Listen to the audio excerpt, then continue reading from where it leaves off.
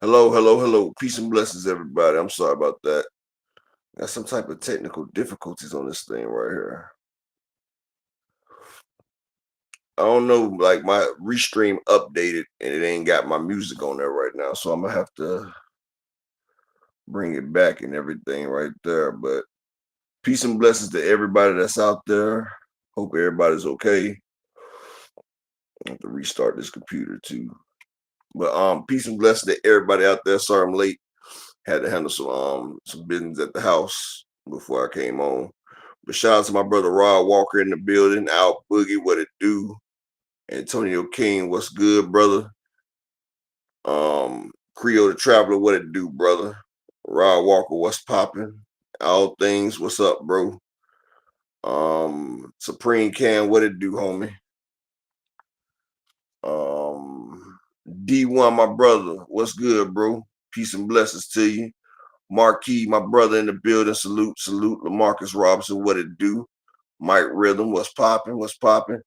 And just peace and blessings to everybody out there, man. I hope everybody doing well. While we getting the show together, I get the other stuff hooked back up. I don't know what the hell happened, but y'all know how I am with the daggone with all this daggone other stuff. Y'all know I ain't that good with it, so you know, so appreciate everybody for coming out. You know how we do. So Dr. Key will be here in a second. She'll be here in a second. But my brother A1 Hoop Zone in the building. Salute King. Peace and blessings to you, A1 Hoop Zone in the building. Hey, that motherfucking that Inoue fight, boy. EB sweat a lot in the building. Salute King. Peace and blessings. What's going on with you, family? Yeah, I think Key gonna want to talk about that when she get up here, but that damn fight right there wasn't worth a damn hill of beans, bro. Like you said, you been working like a Hebrew slave, D1. We used to call that shit working like a white mouth mule. Motherfucker, work you like a damn mule out this motherfucker, boy. I'm telling you, that's the way it is right there, man. But y'all see, like Donald Trump trying to make it better for people. I think that's what they say. I mean, you could say Monster was a monster D1, but he was going up against, you know what I'm saying? Can you really judge his skills off of what he was going against?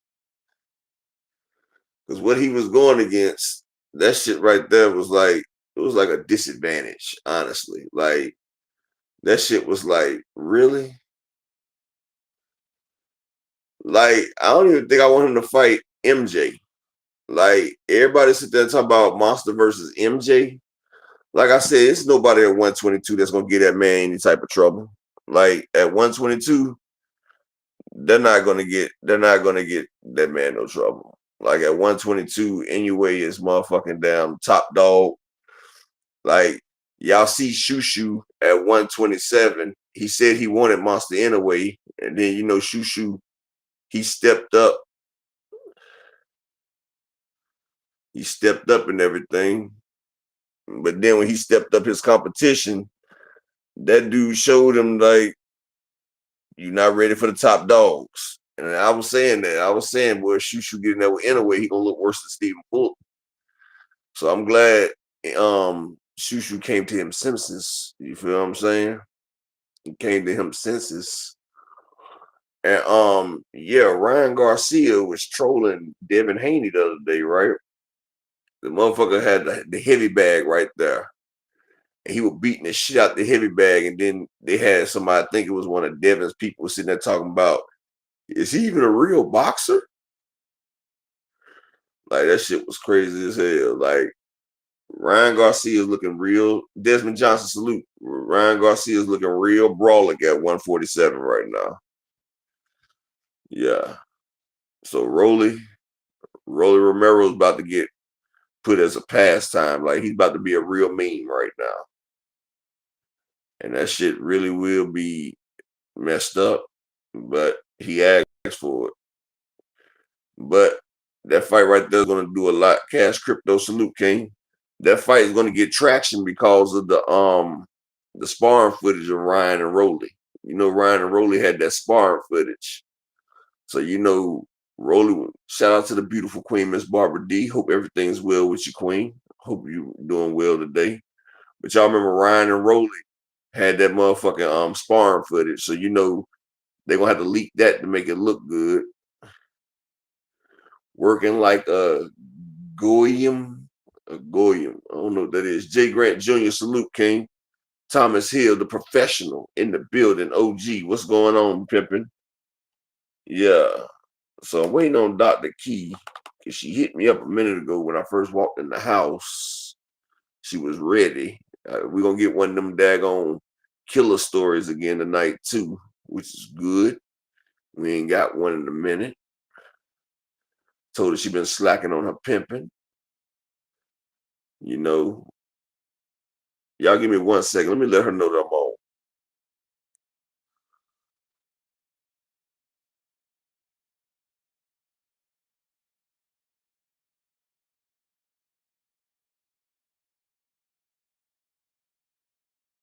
Yep.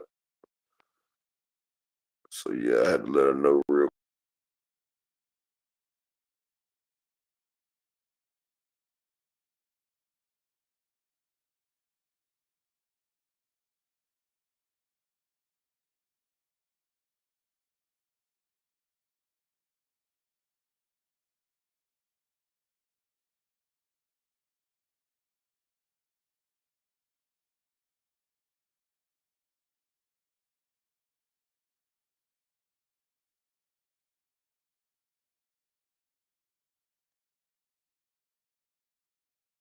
I'm about to pull up that Clapback Thursday of Oscar. Y'all give me 1 second. Clapback Thursday.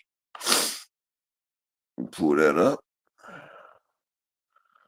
Oscar and his clapback. Because Oscar really went in on that clapback. So y'all give me 1 second. Let's see. All right, Oscar Clapback Thursday. Give me 1 second. I'm pulling it up now. And the doctor is in the building. Dr. Key, how you doing today? Hey, can you guys hear me? Am I okay? Yes, we can. Salute to everyone. Happy Friday. It's Friday. I'm excited. I'm excited. I got so much stuff to do.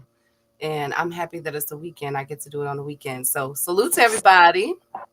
I'm trying to get the Clapback Thursday real quick. Salute. Thank you guys for coming to join us. Y'all could have been anywhere in the world, but y'all are here with us. I greatly appreciate it. I'm dedicating a portion of my show to the singer Maxwell. Because I Ooh, thought about it. that's my nigga. I probably listened to Urban Hang Suite at least like twice a week. Like that album is such a classic, and I don't think we give Maxwell enough credit. So I'm dedicating it to Is him that the today. one? Is that the one with This Woman's Worth on it? Yes. No, no, no, no, no, no. Album. Oh, that's my shit right there. Okay, no, please don't leave it. Leave it to Maxwell. Don't do it. That's how you Leave feel. it to my baby daddy, please. Don't do it. Don't do it. It's Um, always a light skin. Y'all see that? It's always a light skin a nigga. lie. Lie. A lie. Anyways, it doesn't even matter. Doesn't even matter. Hey Cash, hey Marquis, Marcus. The Queen is in the building. Barbara D, salute Queen. Good to see you. Hey Creole.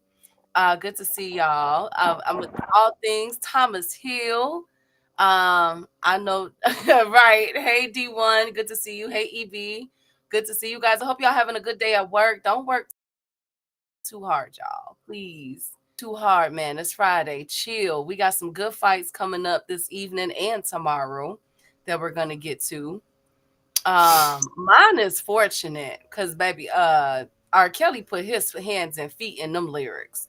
I don't know what R. Kelly did that day You know before, what he but did. came back, You know what R. Kelly did, damn it. he did not do whatever. Hey, Mr. Pride. But that is a classic in my household. Yeah, Ascension. That's exactly what I was listening to. Marquis was Ascension and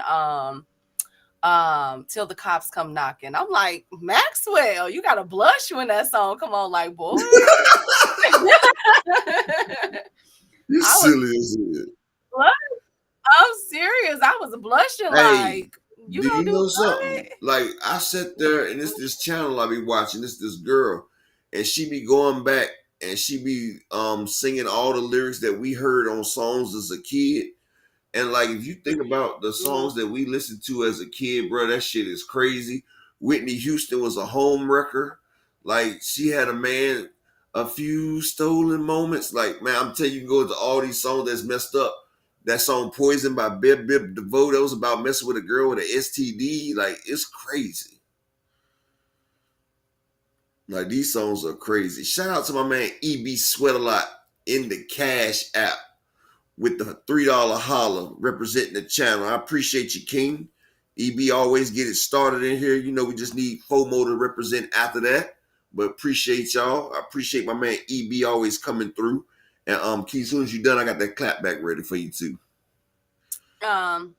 Exactly, Robert D. I'm like, man, hey, Mr. Tell It Like It Is. Hey, TM. Good to see you guys. Well, that's the way to do it, Jay Grant.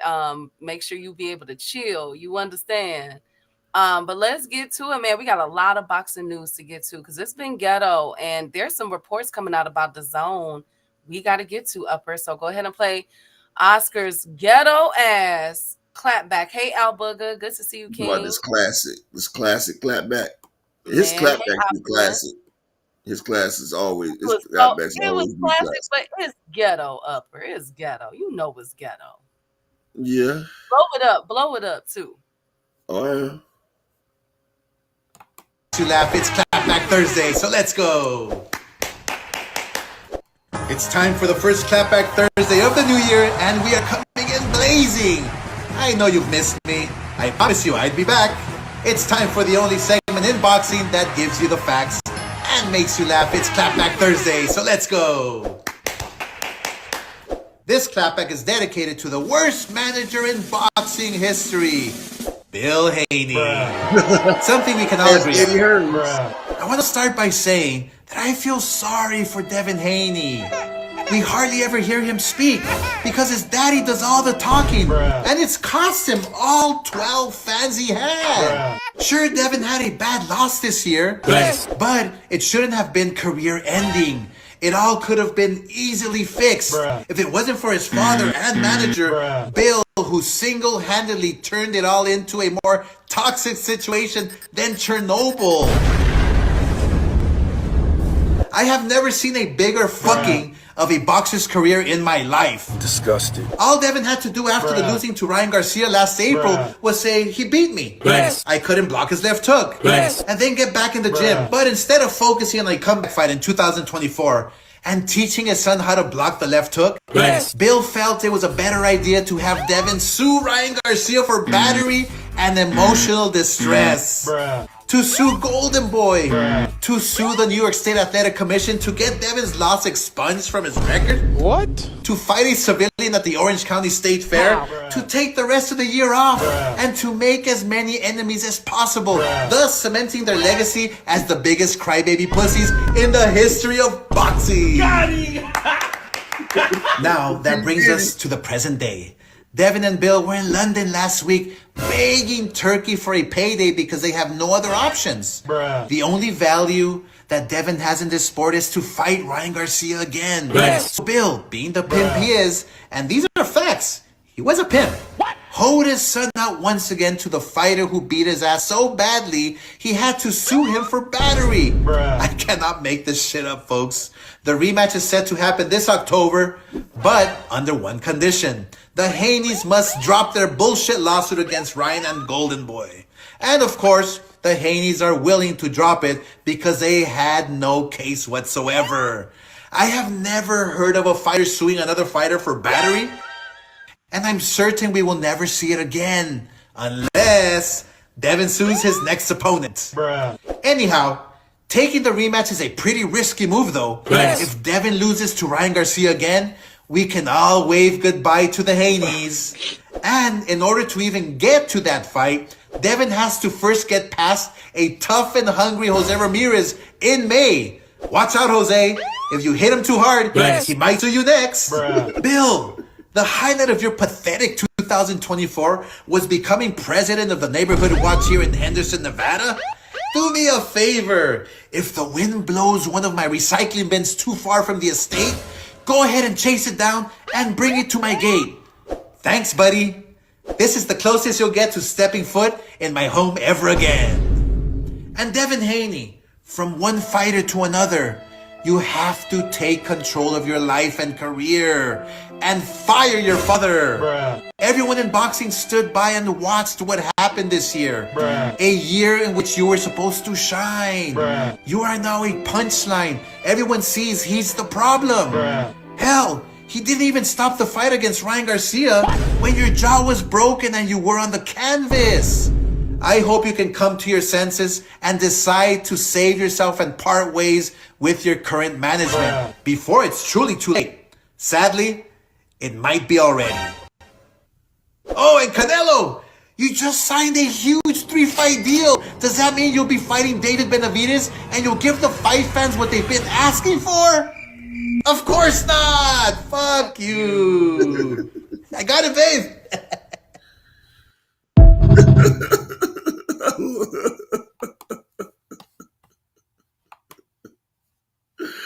Oh man, Oscar kills me, boy. It's not the key. What? He have to come on with his speech. Oh, Lord Jesus. You knew he was gonna give it. You knew he was gonna give it to Canelo. You knew Canelo wasn't safe. Salute to the beautiful queen, Miss Joette, Ashley's Corner. Make sure y'all like, subscribe to my girl's channel. Hey Rod. Hey, Jose Diaz. Salute to Jose Diaz, the beautiful Miss Joette, and the beautiful Ashley's Corner in the building. Salute to y'all as well. So in order to keep it on an even playing field, Bill Haney clapped back. So Bill Haney said in his, he wrote yesterday evening, that's why I saw it. Oscar De La Hoya was never undisputed, something Devin and I accomplished together because we trusted each other. I'm the 2023 Manager of the Year because I believed in my son and he believed in me.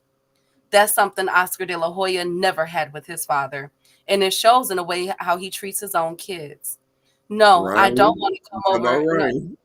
No, I don't want to come over to your house. Oscar kept the house, but lost everything in it. His kids, his trust, and his legacy as a father. He's got 3 kids who won't step a foot in this house, and 3 who can, including his 11-year-old daughter, Victoria, who deserves better. Meanwhile, Sean and my 10-year-old daughter, Bella, are thriving, both A students and tennis standouts, living under my roof with love and support. So, Oscar, before calling us crybaby bitches, remember your kids who are crying. Remember, it's your kids who are crying for their father for real. Ooh, that was an old nasty Southern read. That was a Southern. Ooh, that was a 2 snaps and a twist. Ooh.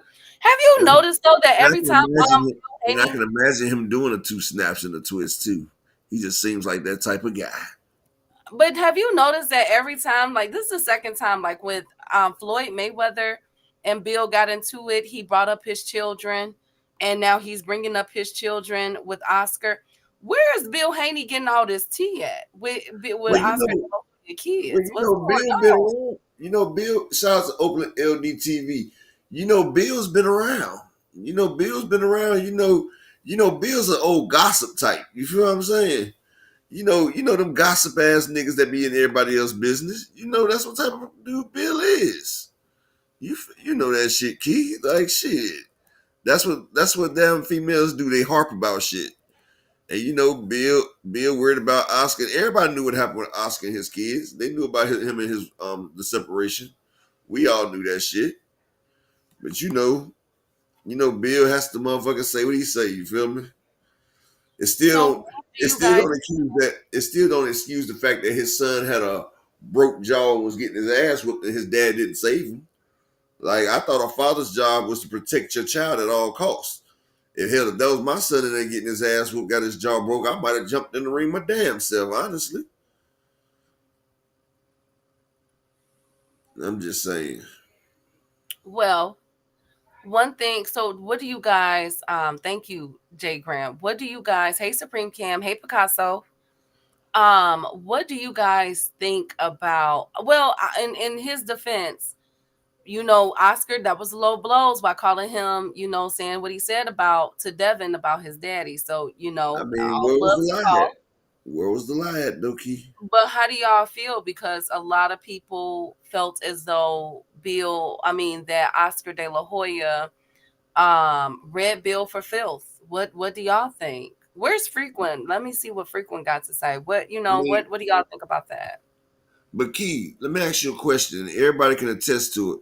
And shout out to my brother D1 in the Cash App with the $2 holler.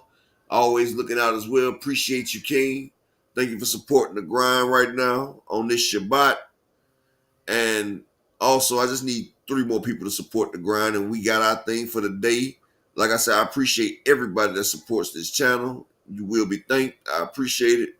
But what I was saying, Key, where's the lie at? Like Bill was too all right. Bill done dropped the ball too many times, Key. Like he dropped the ball on Devin's biggest fight. His biggest fight was against Ryan Garcia. Am I wrong? That was the fight that made the most. Was Ryan Garcia. It made the most pay-per-view buys. And they really didn't get shit behind that because Bill was focused on the wrong shit. Ryan came into that fight already hydrated, and Bill was worried about money and let Devin still take a fight when he could have fought Barbosa that was sitting in the cut. Um, Devin was taking too much damage. Like you could have stopped that fight. Like it was no reason to let Devin continue to keep getting knocked down. He wasn't going to be able to win the fight. Devin doesn't have no. One thing about fighting, Key, most trainers, good trainers, they know if their fighter ain't going to win, they're not going to allow their fighter to continue to take unnecessary damage. Devin does not have the type of power that will knock a nigga out with one punch power. Shout out to the General Cal Cooley. So you knew your son was way behind on the cards. He doesn't have no fight stopping, change the fight around type power. And your son is on wobbly legs. He's getting knocked around. He's getting the shit beat out of him. He's becoming memes. They're making all types of memes of your son. And you still persist to let him continue to fight. For what reason? It wasn't like he was going to stop that man. Devin doesn't have that type of stopping power. We've never seen in his career that he was going to be able to just turn the fight around with one punch. Only thing that was happening, your son was getting battered. He was getting beat. And you was knocking years off of his career. All for nothing because you fumbled the bag as well. You asked for net profits instead of gross revenue. So Oscar shows you it wasn't no profits. So you walked away with the same. You walked away with less money than you got when you fought Lomachenko, and you did double the pay per view buys that you did with Lomachenko. So, No, go ahead.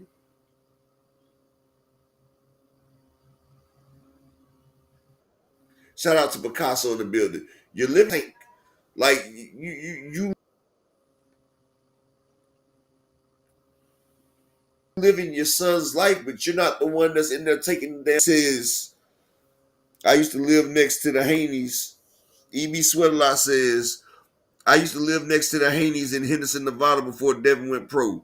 Bill used to move folks all the way if it doesn't benefit his. Yeah, he did the Mickey Bay. They got Mickey Bay out the way, and then they had to go back and beg Mickey Bay to come back. You know what I'm saying? Like they say, the same people you pass on your way up will be the same people that see you on the way down. You feel what I'm saying? And shout out to Mr. M Pride in the building and my man Marquis. But this is what I'm saying. Like Bill, you sat there and he fucked over the bag and he fucked over his son like Key. Devin had no chance of winning that fight. Why continue to let him keep getting knocked and battered?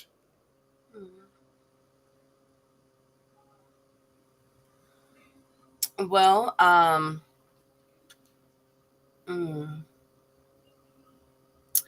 I think, you know, I think everything, hey Mr. Pride, I think that I feel you, Mr. Pride. I think that everything is a learning lesson. I think moving forward, they will never make those mistakes again. I don't think that they really thought this through. And as I said before, after the fight, I feel like this is a bad style matchup for Devin. You know what I'm saying? And I will be shocked if Devin was to take that fight in October. I'm still not sold on that yet. But they painted themselves in a corner to where it's like, you gotta fight Ryan. And Exactly. truthfully speaking, I don't know if their desire is to fight Ryan. I ain't gonna lie to y'all. I don't know. I don't hate Camp 11. I don't know. I have to see it to believe it in October that Devin and Ryan will get back in that ring again. I think it's a bad style matchup. I don't like this fight for Devin. And if he loses again, think about it. Ryan has more to gain than Devin in this situation because Ryan instantly became the villain. He painted himself the villain before the fight and after the fight with the accusation, you know, with the PED charge, and then with going after everybody, saying some disparaging remarks against, you know, all kind of people. The way he treated the mother of his child, like he did so much. And so he's already been at the bottom of the totem pole. Whereas this is Devin's first time really tasting the bottom. You know what I'm saying? He's been carried for so long in boxing to where if Ryan wins, he goes back up, you know, but he really doesn't have anything to lose at this point. Everybody then pretty much turned on him behind the scenes. Whereas Devin, you gotta win this fight. Because if you lose this fight, that's, you know, it's gonna take a lot. I'm not saying he can't come back from it, because we've seen it in fighters like Dubois, who have taken butt whoopings and gotten stopped and they became champions and all that other stuff. So I'm not going to say that won't be it, but it's going to take a lot for Devin's name to get mentioned back in the mix with them boys, man. Like, I think that Devin and DHP is in an uphill battle. And I don't know, if I was Devin, I think it would take more than a Jose Ramirez to get me ready for that fight. He needs to get a touch from Jose Ramirez. Hell, Giovanni Santillan will be a good fight for Devin. Mario Barrios would have been a better fight. Exactly. He needs touches like that. You know what I'm saying? And you know I what's don't. wrong? His Huh? dad is making it worse. And like, salute to that dude named Dave, the Chi-Town legend in the building. But his dad making it worse, running down on Ryan, steady antagonizing the shit. Like, dude, you're making the shit worse. Like, you're building your son up for another fall. Shawnee Bo, salute. Fresh Baker, salute. Like, Bill doesn't realize you're doing all this grandstanding, and it wouldn't have been that bad, but y'all calling Ryan a C-class fighter, a D-class fighter, and then you get outclassed. Like, if Bill and them didn't do all that hype and shit, the loss to Ryan wouldn't have been that bad, Keith. It would have been Devin losing to a top contender. You feel what I'm saying? But Bill and them, they sit there and put the grand scale up. They sit here hyping this shit all the way up. So what they doing is hyping themselves up for the fall. You feel what I'm saying? They hyping it up for the fall. Like, that's what they doing. And like, that's what I said. If they didn't do all that bullshit, they gonna kill Ryan in the ring and all that shit right there, then it wouldn't have been that bad. Like, a lot of times fighters make it worse on themselves, like I said about Shakur. Like, if he went out there and fought his fight, it would be okay. But when you see that talking about you gonna walk somebody down and stop them, and then you don't walk somebody down and stop them, then you open up yourself for criticism. And that's what Bill been doing. He opened it up for criticism. We the dream, you know, we the boogeyman, all this bullshit right there. Instead of doing all that, you should just let Devin fight his fight and being who the fuck he's supposed to be. Instead of you trying to turn your pillow fisted son into a goddamn killer. Like, Winky Wright was a great fighter, but wasn't nobody saying he was a killer. Wasn't nobody saying Spinks was no goddamn killer. You know, we used to go out there and watch them because they was great fighters, but you putting an unnecessary jacket on a motherfucker, that's just like if a nigga act like he a street nigga and he's not a street nigga, eventually a street nigga's gonna get up with him. and then he's eventually gonna have to put up a shut up. That's why they say be who you are and don't pretend to be something you're not, because everything comes to the light, and eventually when you pretend to be something, that real thing will come towards you and you're gonna have to show and prove or fold like a lawn chair. Yeah, so I think that hey Fresh Baker, make sure you guys like subscribe to Fresh Baker, Salute King, and D1's channel. Make sure y'all like subscribe to D1. I think that Devin is in an uphill battle. Like I said before, and I've been saying it for months, he's in a very peculiar situation.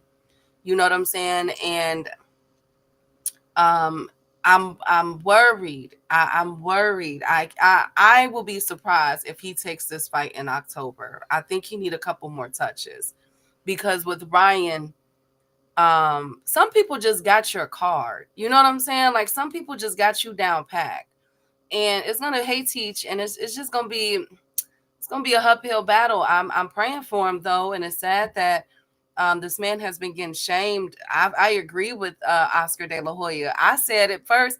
I was like, I feel bad for Devin, and here go y'all cussing me out. Like, don't feel bad for him. I feel bad for him, y'all. I do, but only way to get it back is he got to get it back in the ring. And his only opponent right now is that he's officially attached to is no longer Tank Davis, is Ryan Garcia.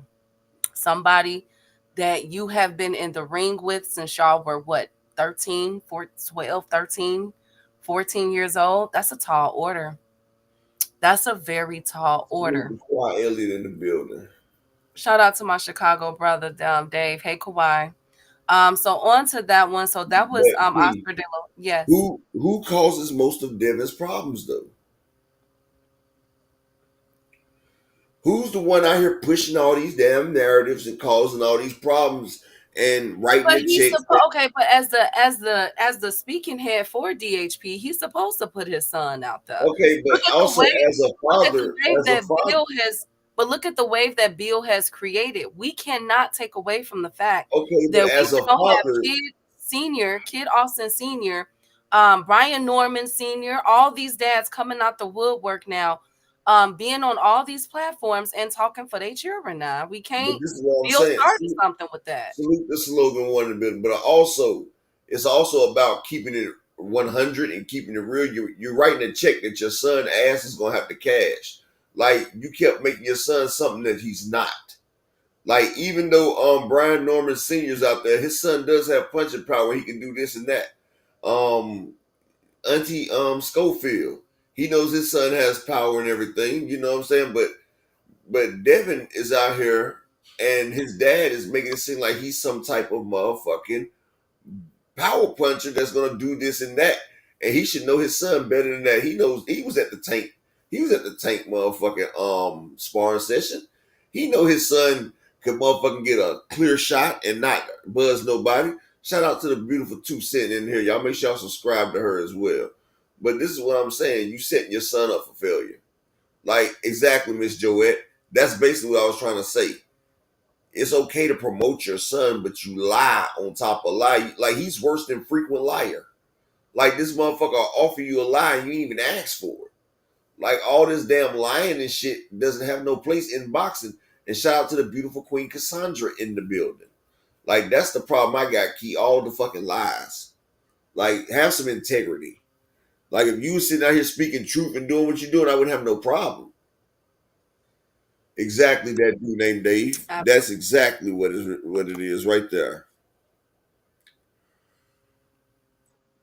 Talking for your child is one thing. Doing bad business in the name of fatherhood is another. I get what y'all saying.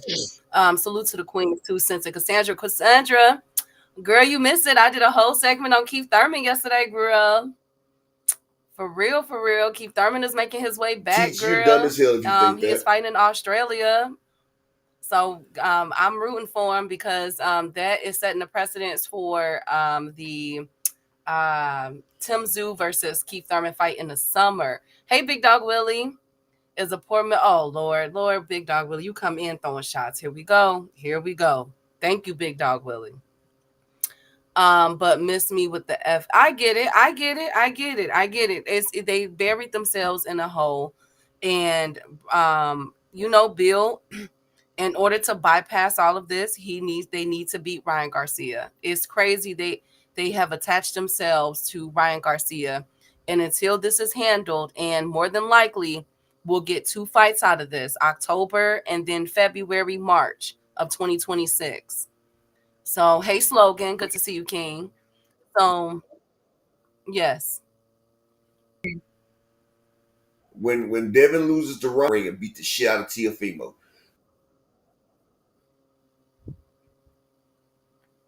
that's what's gonna bring Devin back right there. And big dogs like Glass Joe.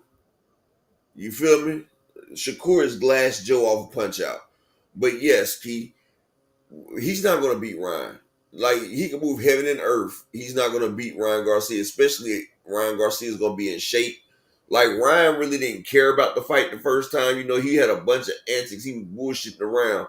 You best believe if Ryan's about to fight Bill and Devin this time, he's gonna be laser focused. This man is gonna be precision. He's gonna be like hitting my shot like, hey, hey. But this is what I'm saying.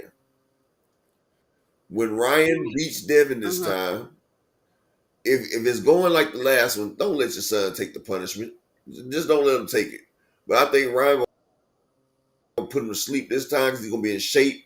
He's gonna be a lot faster. Have you seen the new video of Ryan on that punching bag, Key? When one of Yeah.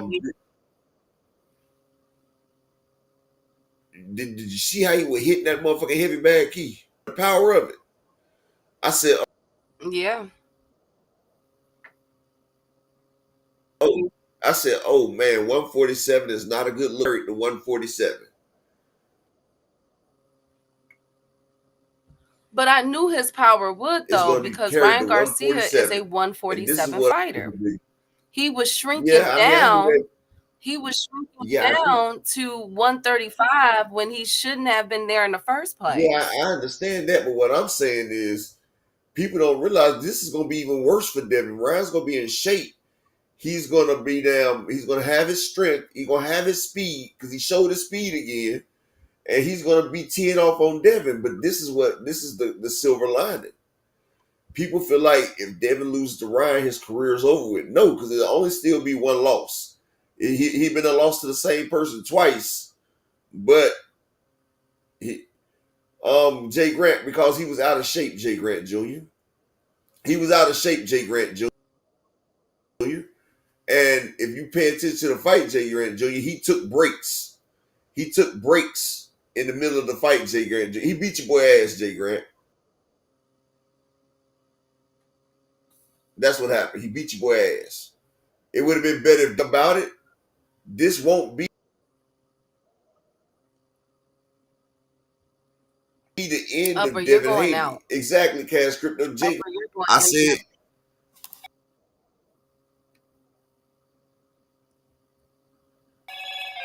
I can't count Dev out, hold but on he one damn sure second. needs to show up and show out. Yes, he does. Upper, you there? Harvey Doc kept Devin from getting stopped. Man, Harvey Doc took a lot of heat from that fight, man. That fight should have been effing stopped right there. Yeah, that's true, D1. It was the Osterine. He knocked everybody else out. I mean, look, one thing about it, Jay Grant, Devin got hard. He does. Can you guys hear me? Devin does have heart. Hey, phenomenal. That low for that long time. Yeah. No, I don't think he needs to retire. I mean, I think both of them are officially in their right. Yeah. I sound better now? Okay, Yes. what I'm saying is, like, everybody thinks that Devin's career is over. No, he's just going to have one loss because it's going to be the same person, but it's still technically one loss. But this is what I'm saying. Okay, Ryan is a good fighter. He lost to Tank Davis. But I agree that if he can't beat Ryan, go after Tiafimo. He's still one of the big folk. Like, this is still one of the motherfucking he's one of the damn, you know what I'm saying? He's one of the damn four kings. Tiafimo has a somewhat of a name. Like, Devin Haney can still get his career back with one loss to Ryan and beating the Tiafimo Lopez. And I feel like Devin has the skills to beat a Teofimo Lopez. He's just not going to beat Ryan. I mean, it's just some people you can't beat. And I feel like Devin Upper, you're going out can again. massacre Teofimo. And I feel like give me one second. I'm about to switch over. Okay. They better hope Ryan doesn't come to the fight trying to hurt.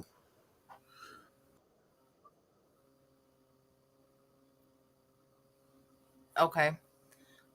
You couldn't tell me that Devin wasn't concussed. I honestly think Devin won't ever fight Ryan again. I don't. That's why I said, Ms. Joette, I got to see it to believe it.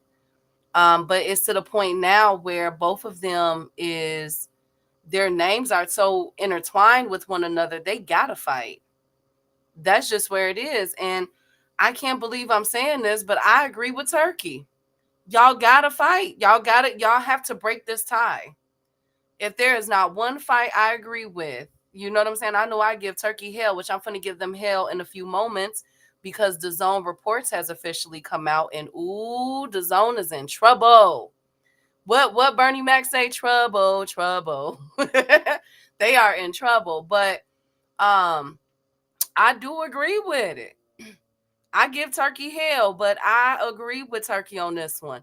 They gotta fight. Out of all the fights that are being made, Devin and Ryan Garcia, they gotta go after one another. You know what I'm saying? And I pray that, Devin is up for the count. You know what I'm saying? And I pray it's not even the chin. It's the it's not even his fighting style, it's his chin. I wonder what he's gonna do about that. We know Devin built his career on beating. Look what happened when he fought his own size. Yeah, I get that, Miss Joette. We got to see what happens. You know what I'm saying? Who's gonna be the more hungrier fighter? The clapbacks and everything that Oscar is doing. Basically, they're building the fight. But one thing I'm praying is that this lawsuit is officially dropped, because one thing I don't want there to be is a press conference where Devin Haney has to sit in one room and Ryan Garcia got to sit in another because they can't come to blows or anything or have a verbal spat with each other. That I don't want to see. Can you hear me good now? All right. So this is the problem right here. Devin, like I tell everybody, Devin does everything good. He doesn't do things great. He does everything good. One thing about Devin and Ryan, Devin is the more technical fighter. Yes, he's more disciplined, more technical. And Devin can sit there, he can control the pace, and he can put on a masterclass boxing performance and box the hell out of somebody. You feel what I'm saying? But the difference between him and Ryan, first off, they're the same size. Ryan has a slightly longer reach advantage over Devin. So Devin can't just pop that jab out there and control the distance. That's one. And this is anybody that know boxing will understand what I'm about to say. Secondly, Devin's jab, his right jab, first off, like me and Derek James did before Devin and Ryan fought, because, Frequent and them got mad because I sent Derek James an hour-long video showing all the telltale signs that Devin does before the Ryan fight. And, he looked at it and he seen what I was talking about. And, they incorporated it. But what I'm saying is Devin Haney, his biggest hangup is that Ryan Garcia has a left hook and he's left-handed. When Devin shoots out his jab, Ryan's hook is faster than Devin's jab. That's one thing that Roy Jones had over a lot of opponents, is that Roy Jones was Captain Hook.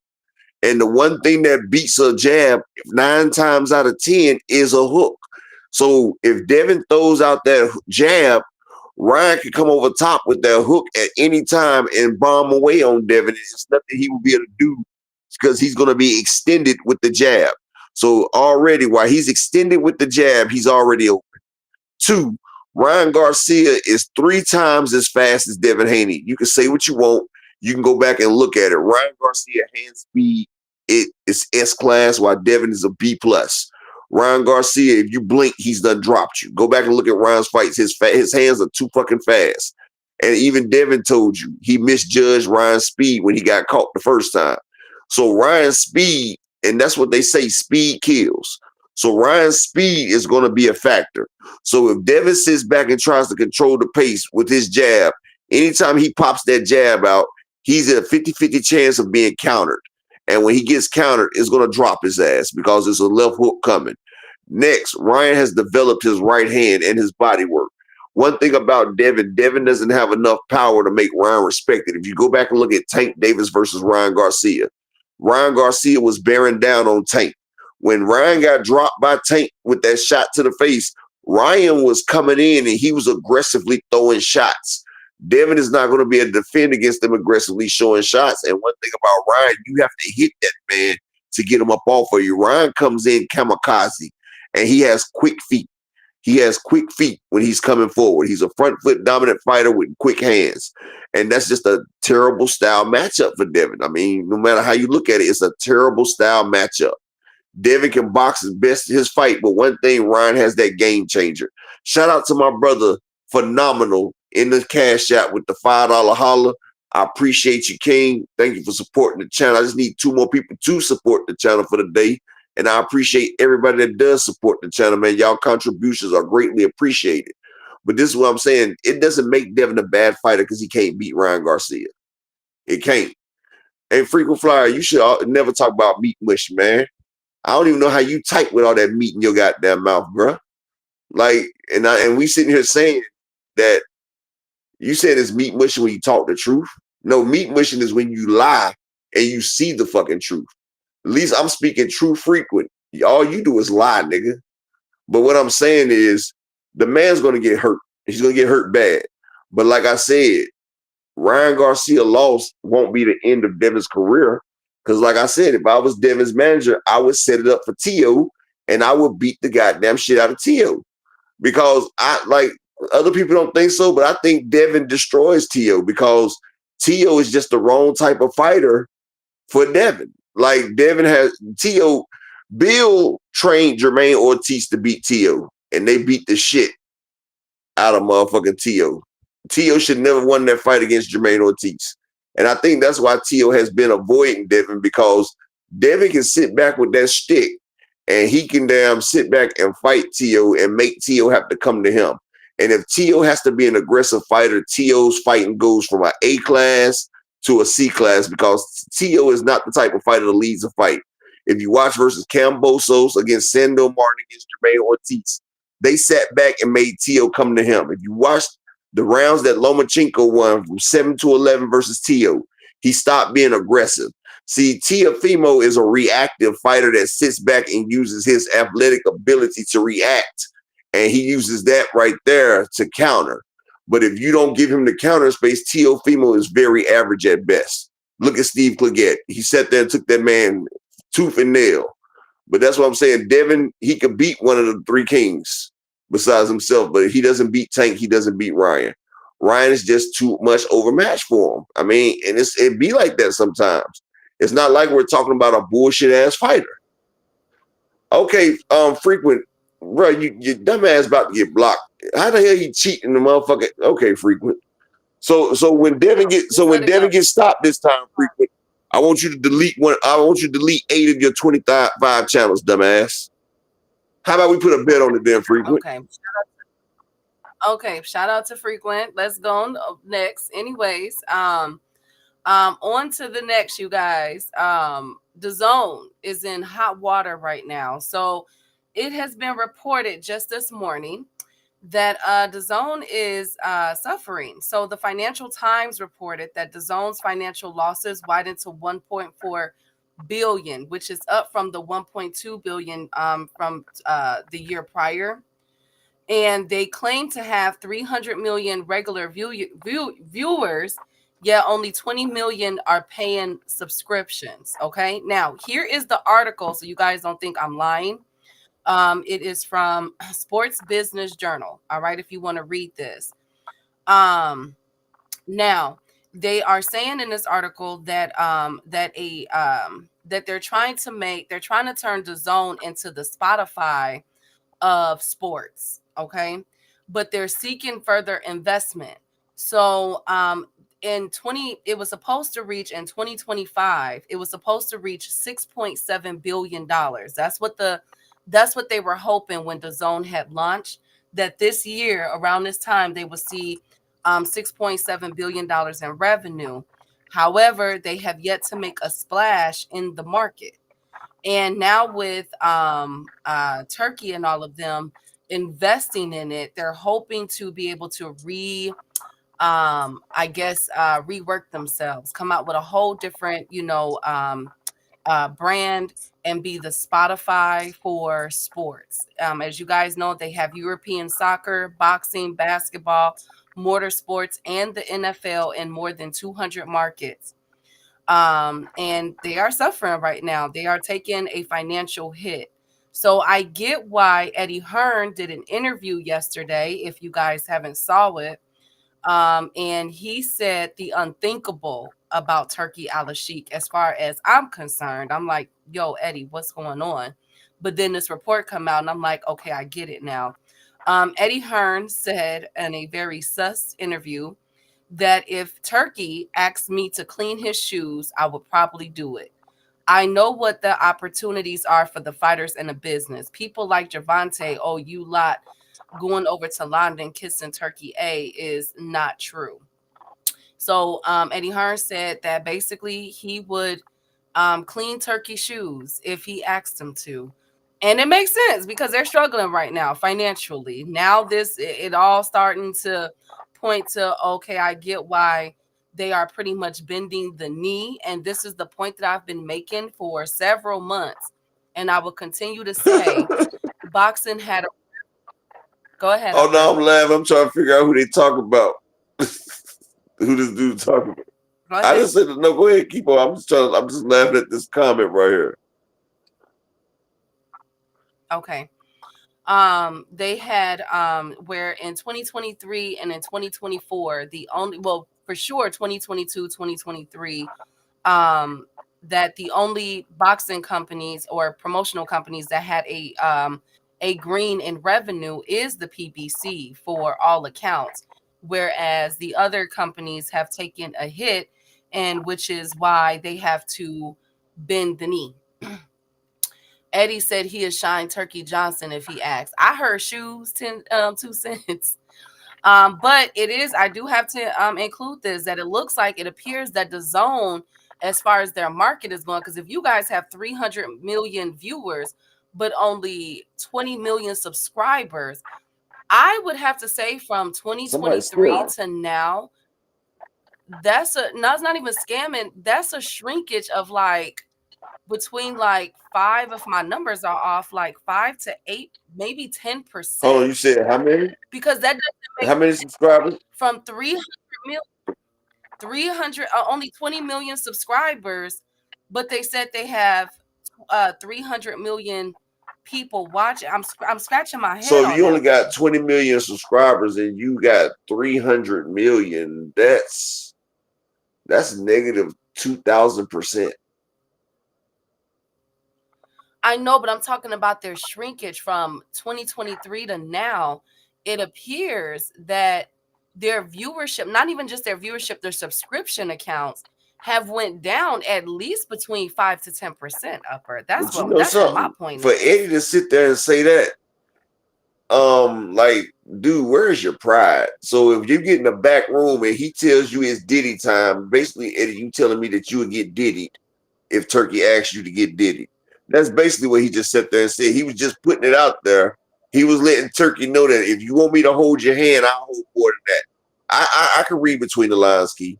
I can read exactly between the lines. Eddie was letting him know that he's ready and willing and he's available. That's exactly what he just did. Lee Jackson, salute. Tate D, salute. And I apologize to some people out there because basically I apologize because I thought everybody had common sense, and then I realized that common sense really isn't that common, and it's my fault because I put too much on people because I felt like people had the intellectual fortitude to understand right and wrong and misinformation, and I thought that people understood certain logistics in life, but then I realize now I see why we are so far behind now because you can tell a nigga that shit is a pie and they will still eat it. Like it's one thing I've learned about being on this YouTube shit and being on boxing that some people are blissfully ignorant. Like people are blissfully ignorant, Key. Like you could tell somebody some dumbass bullshit and they will run with it. Like it's like niggas want to be lied to. Like some people want to be lied to and they actively reject the truth. And you know what? I'm done trying to teach people the truth. If they want to be dumb, blind, deaf, and dumb and think dumb shit, I'm just gonna let them. But first off, comparing a SARM with a steroid, and then you got people that's actively saying that. No, hold on for a second, Key. Let me get my diatribe done. And then you got people that's actively sitting here saying that what would it be like without the steroid? Like he was without the steroid the whole time. He got tested. And then you got dumbass people that sit there and say a steroid. No, snack is more effective than Ostrin. If you want to say what's more effective than Ostrin, and that's a fact, snack is more effective than Ostrin. Comparing Ostrin to an anabolist steroid, that is like I see why people laugh at our people sometimes. We have some of the dumbest ass people. Like what the hell? I see how we was enslaved. Gracious. Upper, come on. All right, thank you. Hey, creep. So, let's continue on with the zone talk, Upper. Okay. So, and with Turkey and everything. Thank you. So, their losses, Upper, come on. So their losses for last year was 1.4 billion, but I want to take into account the trajectory for 2025 is $6 billion. Okay. So if I really wanted to be an a-hole, I could really say that the zone is about $4.5 billion in the hole, because I cannot see them making up the $6 billion in 2025 and for this year. That's too much ground to cover financially. So it appears that this product is Turkey is gonna have to do this. Gee, that shit worse than that shit about to look like the US debt in a few minutes.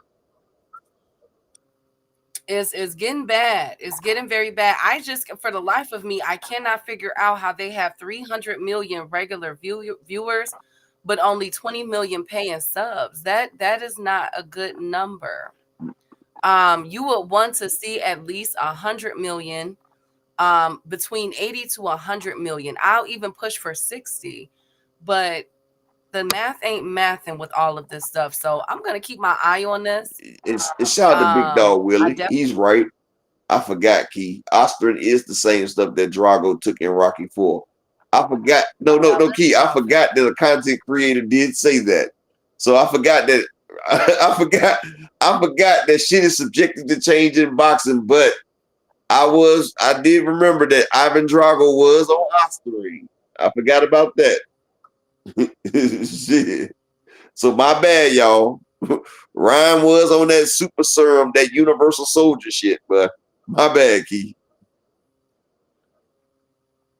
Absolutely, yes, frequent, and they also own 9.6 billion. Yeah, they do that too. So the operating losses that were cut is 1.1 billion to it was cut from 1.1 billion to 830 million dollars.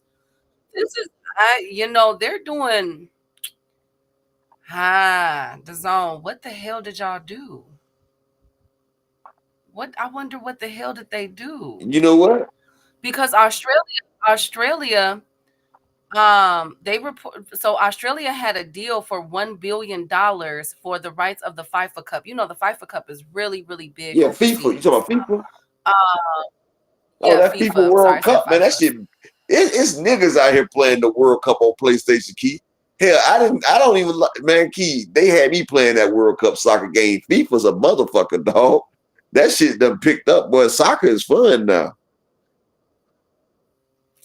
Absolutely, but I'm just saying, like, okay, they had that. They got that endorsement deal. I guess I'm trying to figure out who is their operating management, where's their accountants and everything, because I'm trying to figure out how are they doing this, continue to operate at a deficit the way that they are. And they just had Turkey just invest an additional $1 billion, and Blavitnik, the injected an additional has injected more than or invested more than 6.7 billion, but they're still operating at a loss. I guess I'm scratching my head.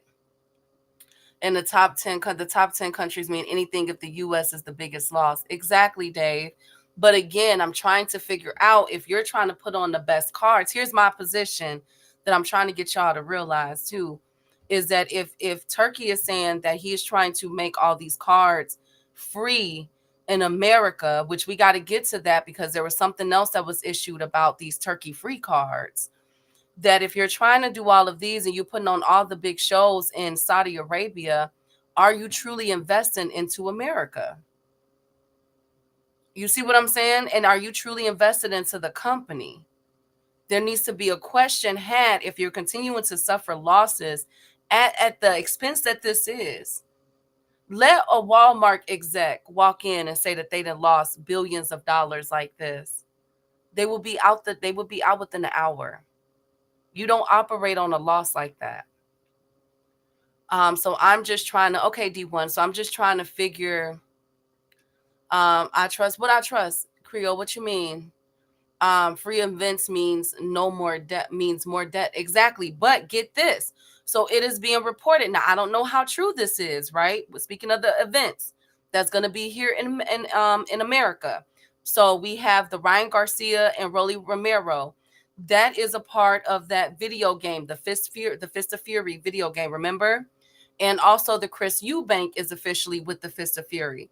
Now they're saying that in order to buy a ticket or a low price ticket to Fatal Fury, whatever it's called, in order to buy a ticket to one of these fights. Now this is rumored. I'm waiting for confirmation.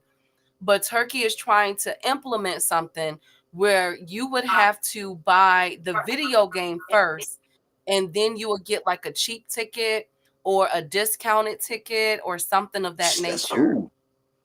I want the video. That's cool. So if I don't want a video game, I gotta pay full price. But if I want, I get the marketing of it. But that don't make sense. This is boxing, not a video game. And it's not even a boxing video game. It's not even Undisputed. I know, but check this out, right, Keith?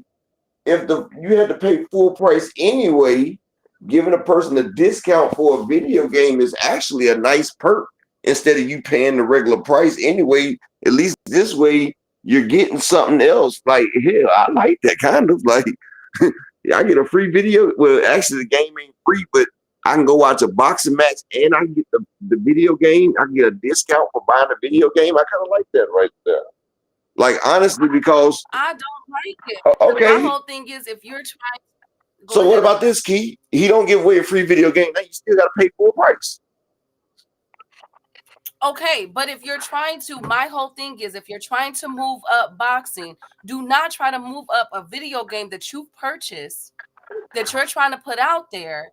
And then what about Undisputed? We have a boxing game already that came and left. It was a dud. Yeah, but you know what? You're saying that you're wanting all this boxing, you're wanting all this stuff, and it appears that the only person that's benefited from this is Turkey. Yeah, but you know, and where is Golden Boy in this? Where is Eddie Hearn in this? These are still there. Well, guess what, Key? He's not getting no money from Undisputed, so he's not gonna push that.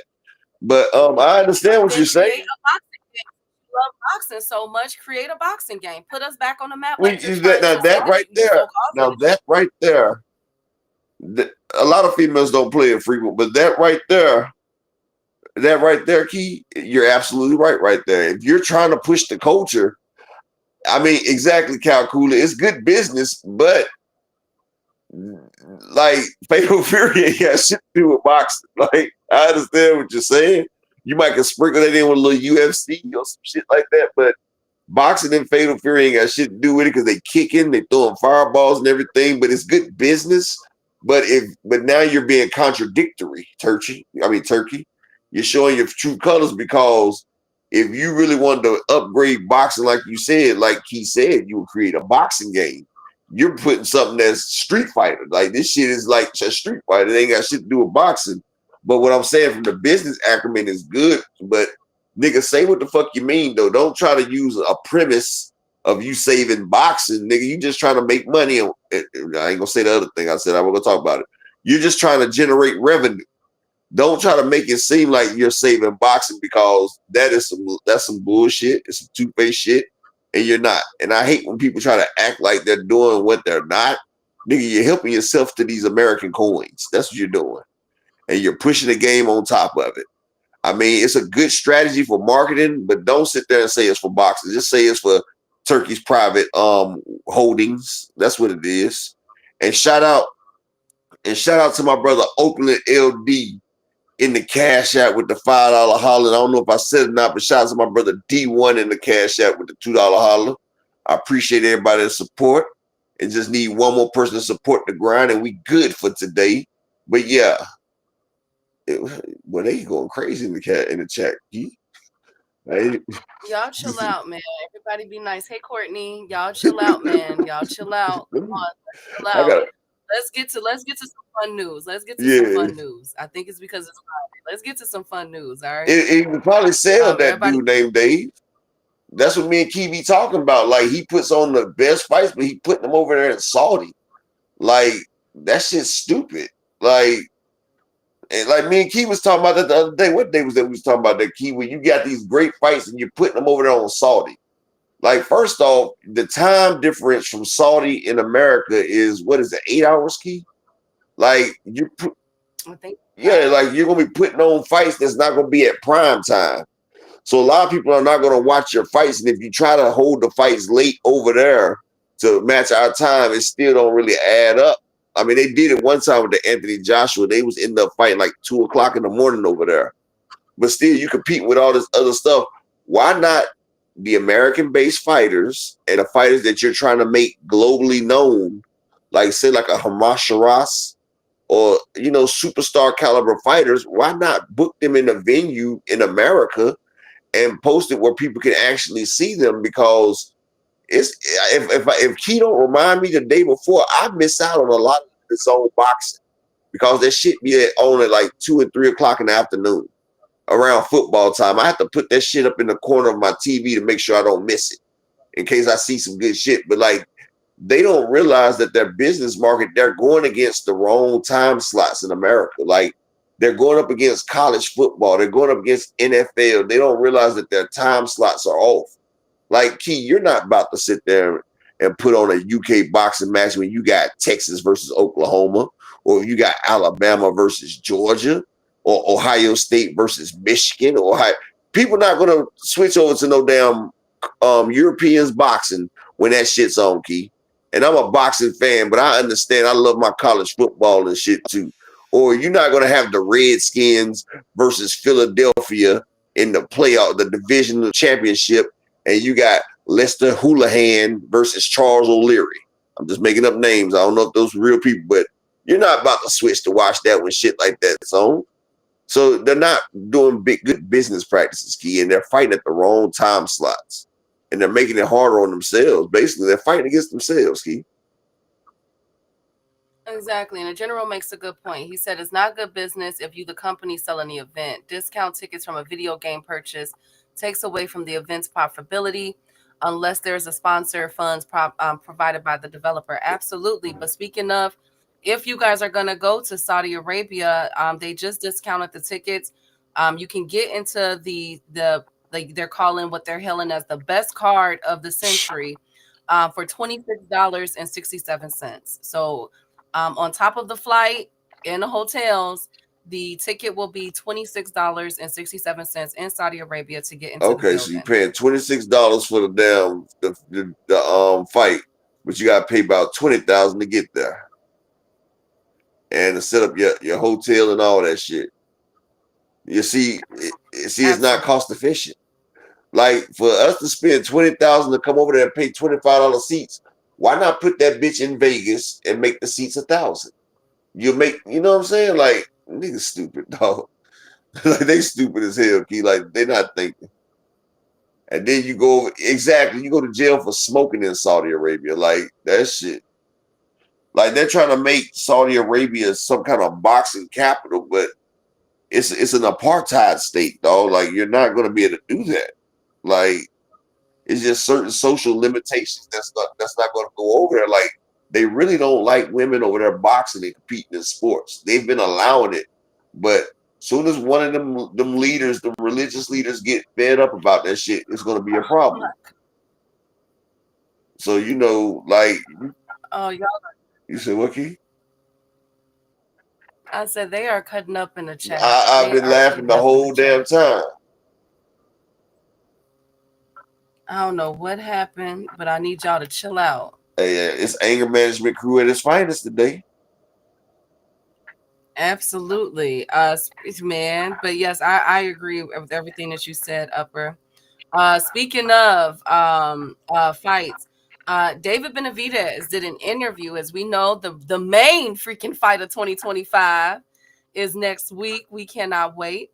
And he said he has some choice words for Canelo Alvarez, just like Oscar did. Uh-oh. They're bringing tourism. Look at the LIV golf venture. It's a failure. Absolutely phenomenal. Absolutely. But Benavidez called Canelo an F and P word. Oh, that Because that word again. Benavidez love calling people that shit, don't they? yeah, he called him the P word and said that that Canelo is scary. You know what I'm saying? You will go up to 175 and fight Baturvia, but you won't come and fight me. And Benavidez talking his stuff right now. So is there some truth to that? Do y'all believe that? No. So wait. Before I get there, Canelo did an interview. Canelo did an interview, and he said that the way that, basically, I'm summing it up, that the way that Benavidez came about it with him and the words that he Disrespect. said to him with calling him peas and stuff, that he does not want to give him any money. Boom. So he's There you fighting. go. Hey, you disrespect the goat, you get the horns. Like you call Cinnabon a P word, you didn't show Canelo the respect that he so fervently deserves. Yeah, Canelo not about to give you a fight. And I know it's some P stuff, but Benavidez, you need to worry about that Morel problem you got first. But I already knew the way Benavidez was coming at Canelo. Like, you shouldn't be like this, but like I said, a lot of men are sensitive nowadays. And it's like if you don't come to Canelo with the respect that he feels like he deserves, you're not going to get a fight. It shouldn't be like that, Key, honestly. But Benavidez was too aggressive. He was too disrespectful. And Canelo said, fuck you. I'm not trying to give you no money. Just like Spence didn't want to give Keith Thurman no money. You feel what I'm saying? Spence didn't want to give Keith Thurman no money, and he stood by that shit, didn't he, Keith? He stood by that shit the whole way around it. Where he could have gave Keith Thurman some money and got a damn, a touch-up fight, but he didn't. But Benavidez would definitely never get a Canelo fight, so Benavidez gonna talk his shit. But yeah, Benavidez, he did go up to fight Bivol, and he lost. But Bivol was a champion at 175. You're not a champion yet, Benavidez, honestly. So Bivol did have that over you. Now, shit, he had don't mess with Texas, salute. My man, no evidence, salute. D. Sanchez, salute. But should Benavidez have gotten the fight? Most definitely. Will he ever get the fight? No. And does Benavidez have problems right now? Yes, he has Morel problems. And like I said, that's a 50-50 fight that I feel like is going Morel's way. But it's like David Benavidez realized that this fight coming up could be the end of culmination of everything he worked for, because he's been working real hard. And if he loses to Morel, that star status, he gets that close and he's not able to obtain it, which will be, people don't realize, but a loss to Morel really wouldn't be that bad, because it means he fought top competition. But yeah, it's already. Oh yeah, I wanted to say that too. Phenomenal. The Morel versus Benavidez fight sold out last week, and now they're doing resales, and they're also opening up the venue for more tickets as well, Keith. So the original tickets have sold out, Keith. Yeah, that's good. That's really good. But that's good too, back to back PBC, because they said, shout out to KO. He had talked about it, but um Tank and Lamont Roach, for so many people crapping on the fight, he's already sold 17,000 tickets on record in New York. At the Barclays? Yep, he's gonna break his own record. Can you guys hear me? Jeff Horn knock out Devin Haney in sparring this morning. Fat bye, Big Dog Willie. Leave him alone, They had, please, y'all. I said they at the Barclays, right, Key? Yes. Oh, so the brick of 5 million. Oh man, they might break it. They gonna break it then. Yeah, they're on the way to beating this. So shout out to both. Those are two back-to-back PBC events that hardly no one, that people feel as though, PBC is done for, but back-to-back sellout events. Gotta keep it real with you. Okay. Big Dog Willie is being mean. Don't listen to him. I'm riding with the Bills and the Commanders. Okay. Congrats, Tonka Tank. Thank you, Jay Grant. Anyways, let's move on. So yeah, Canelo said that the way to Benavidez, I don't want to give him no money, basically. So boom, looks like we will never get the Benavidez versus Canelo fight. Especially with Canelo talking about retiring in the next couple years. I doubt it. I doubt it, you guys. I doubt it that we get that fight. But on to the next. Oh, my birds. Hey Brian, the king of the chat. Salute, King. Key, I need eggs when you get right. I got you. I got you. I got you. Period. Y'all are funny. But to keep it on with the David Benavidez and Morrell fight, this will be the WBC mandatory challenger. The WBC has reaffirmed that. I know there was some confusion. I know we had got asked that probably like a week or two ago about, is this a championship fight? This will be for the WBC mandatory. So whoever wins between Baturviev and Baval on the 22nd got to face one of them Davids. They got to face. So there's to clear up the confusion. Okay. So I was able to get confirmation on that. So even if Bivol wins, it ain't gonna be a trilogy. It's gonna be one of the Davids. Yep. That's what the WBC just said. Oh wow. Yeah, that's what I said. I'm like, okay, go ahead with y'all bad selves. Go ahead. I ain't mad at it. Hey. He would never do that frequent because you lie too much. I don't even have that power. Hey, I'm busy. Salute, King. Also, Robert Garcia did an interview yesterday, and he said that Bam Rodriguez will be back in May, and they're hoping for a unification bout, and then afterwards, Bam is looking to move up in the division and fight Juntao Nakatani, who is 29-0 with 22 KOs, baby. Talk about a huge fight, Upper. That would be freaking insane if we were to get Bam Rodriguez to move up after his fight in May. If he wins that fight, which I have no doubt that he will face Juntao Nakatani. Come on, man. We can't be mad at that fight. We can't be mad at that. I love it. It'd be the first time he's not beating up on motherfucking old people. Yes, sir. I like that. I like that fight. Hey, Texas. At one time, he was going the Devin Haney route.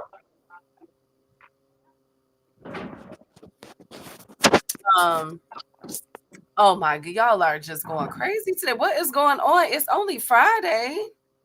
Come on, y'all. Some of us just got paid. We trying to chill. Y'all cutting up today. Anyway, speaking of cutting up, Bob Arum was asked about on Fight Hype. Y'all know Bob Arum was in Japan. His doctor medically cleared him, although he is 197 years old. He was in Japan and he did an interview on the Canelo versus Terrence Crawford fight. So to catch you guys up, Bernie the boxer did an interview and said that the fight between Canelo and Bud is done and that they will be fighting September 13th. Now, Bob Arum said that he wouldn't count Crawford out in any fight because Crawford has a unique talent. He's a great boxer, puncher, and totally ambidextrous. I think what Crawford is looking for is a Manny Pacquiao versus Oscar De La Hoya type of fight. What say you, ladies and gentlemen? Is Bob Arum right on the money with this one? Say what? You didn't even listen to anything I said. No, he said who was a man and De La Hoya Manny fight? Who he say? Bud Crawford and Canelo Alvarez. Say what? That's what he said. So he said who was a Manny Pacquiao and Oscar De La Hoya fight? I'm not finna repeat myself now. He said Bud Because that's the dumbest shit I've ever fucking heard. Oh my God. How the hell is Bud Crawford and Canelo a motherfucking Manny Pacquiao and damn De La Hoya fight? Bud Crawford and Canelo's more like a Amir Khan versus Canelo fight or Triple G. Matter of fact, this would be like Triple G versus Kell Brook. Because Kell Brook was up there, he was whooping on Triple G ass. He was outskilling Triple G, you remember? He was outskilling Triple G. Remember, Kell Brook was popping him. He was outskilling him. He was outboxing Triple G. And guess what happened, Key? The size differential came in and he broke that nigga shit. And that's more comparable for Bud and Canelo is Triple G and Kell Brook. Bud will be the more skilled fighter. He'll be up there doing a good thing, but then eventually size will take over and Canelo's going to break his shit. That's why I had you repeat yourself 3 times because I was sure I didn't hear it correctly, but I guess so. Absolutely. Hey, Akilo, good to see you, King. Always good to see you. And it was somebody else. Mr. M Pride, my fight prediction record is over 90%, buddy.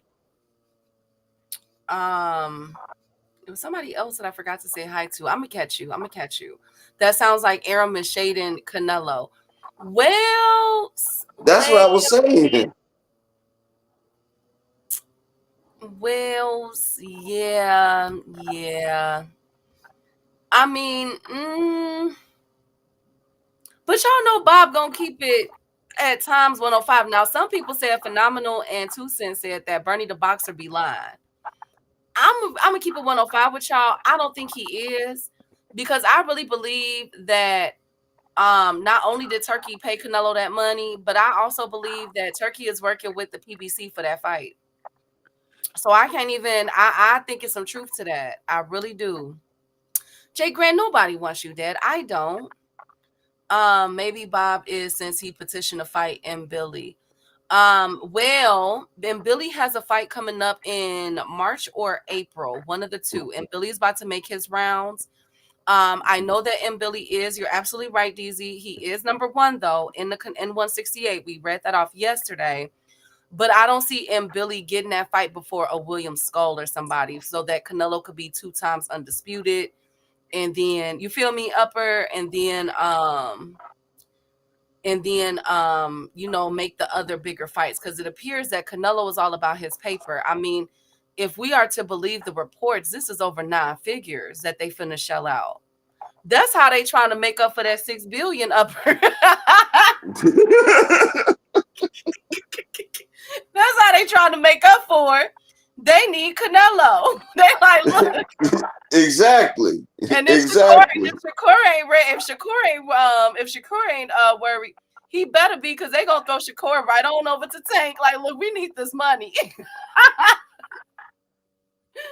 gonna throw Shakur to Tank, and that's gonna be a Turkey card. So you say so? Look, so they gonna serve Shakur up the Tank on a platter. Absolutely.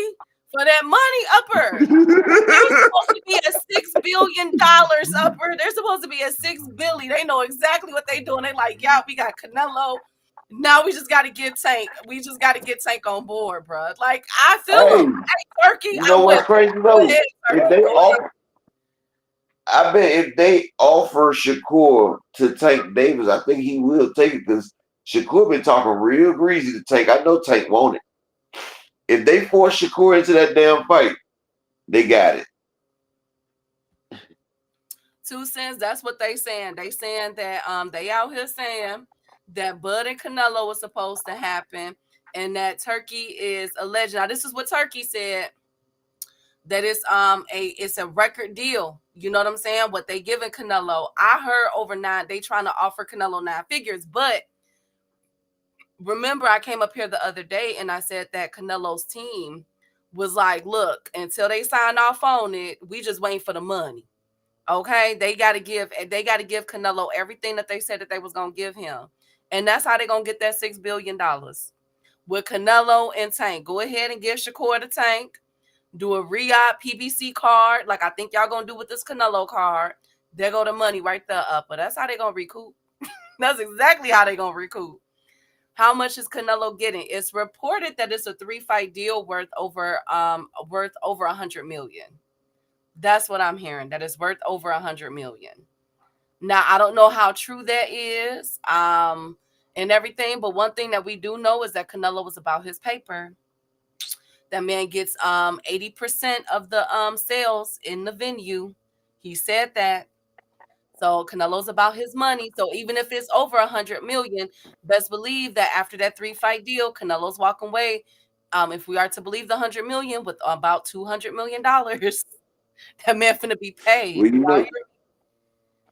Well, you know something though, Key. If you think about it, right? PBC did almost make $1 billion with 3 fights in 2023 with Tank, Earl, and Canelo back to back to back. You feel what I'm saying? And shout out to my brother Marquis in the Cash App with the $2 holler. Appreciate you, King. Peace and blessings to you. Shout out to my man, Big AMC Marquis. But hey, it's a cool world we living in right now. But they may be down in profits, but you know what I said before that I'm not going to speak on. You feel what I'm saying? If they can get about that, they could take everybody in the world who's got criminal enterprises and get straight. But Canelo might be getting cash money. You feel me, Key? They might be giving Canelo some cash motherfucking money for this fight. Look, I know you want such and such. We're going to get to you in cash. We're going to give you this shit in cash, and we're going to put this on like this. But no, Kawhi, if Canelo fights Bud, it'll be 70 million Canelo, 10 million Bud. Bud doesn't garner that type of money. That's what people don't understand. Turkey knows that Bud doesn't garner that type of money. You feel what I'm saying? And Canelo, that $100 million that Canelo got for 3 fights cash crypto, that was the base. That was his guarantee. That was a $35 million guarantee per fight. That was his front end. Because on the Charlo fight, Canelo made over $60 million because they did 700,000 pay-per-view and a $20 million gate. That 700,000 pay-per-view was $56 million in pay-per-view, and the $20 million gate, that was $76 million. So, Charlo got like 15. So out of that 76, that was 60 left. Canelo got like 56.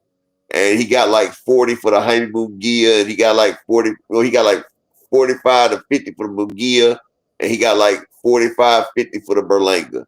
So yeah, Canelo made almost damn near 1.7, 170 off the 3 fights. But yeah, Canelo brought about Canelo, Tank, and Earl. Them 3 fights did almost damn near $1 billion. They did over $500 million in 3 fights. So yeah, they're looking at the dollar signs. Hell, I wouldn't be surprised if Turkey didn't call Earl like, look, man, check this out, big fish. We have some cracking over here for you. You feel what I'm saying? So like, it is what it is. Like they got a debt they got to get rid of, and you need this pay-per-view stars.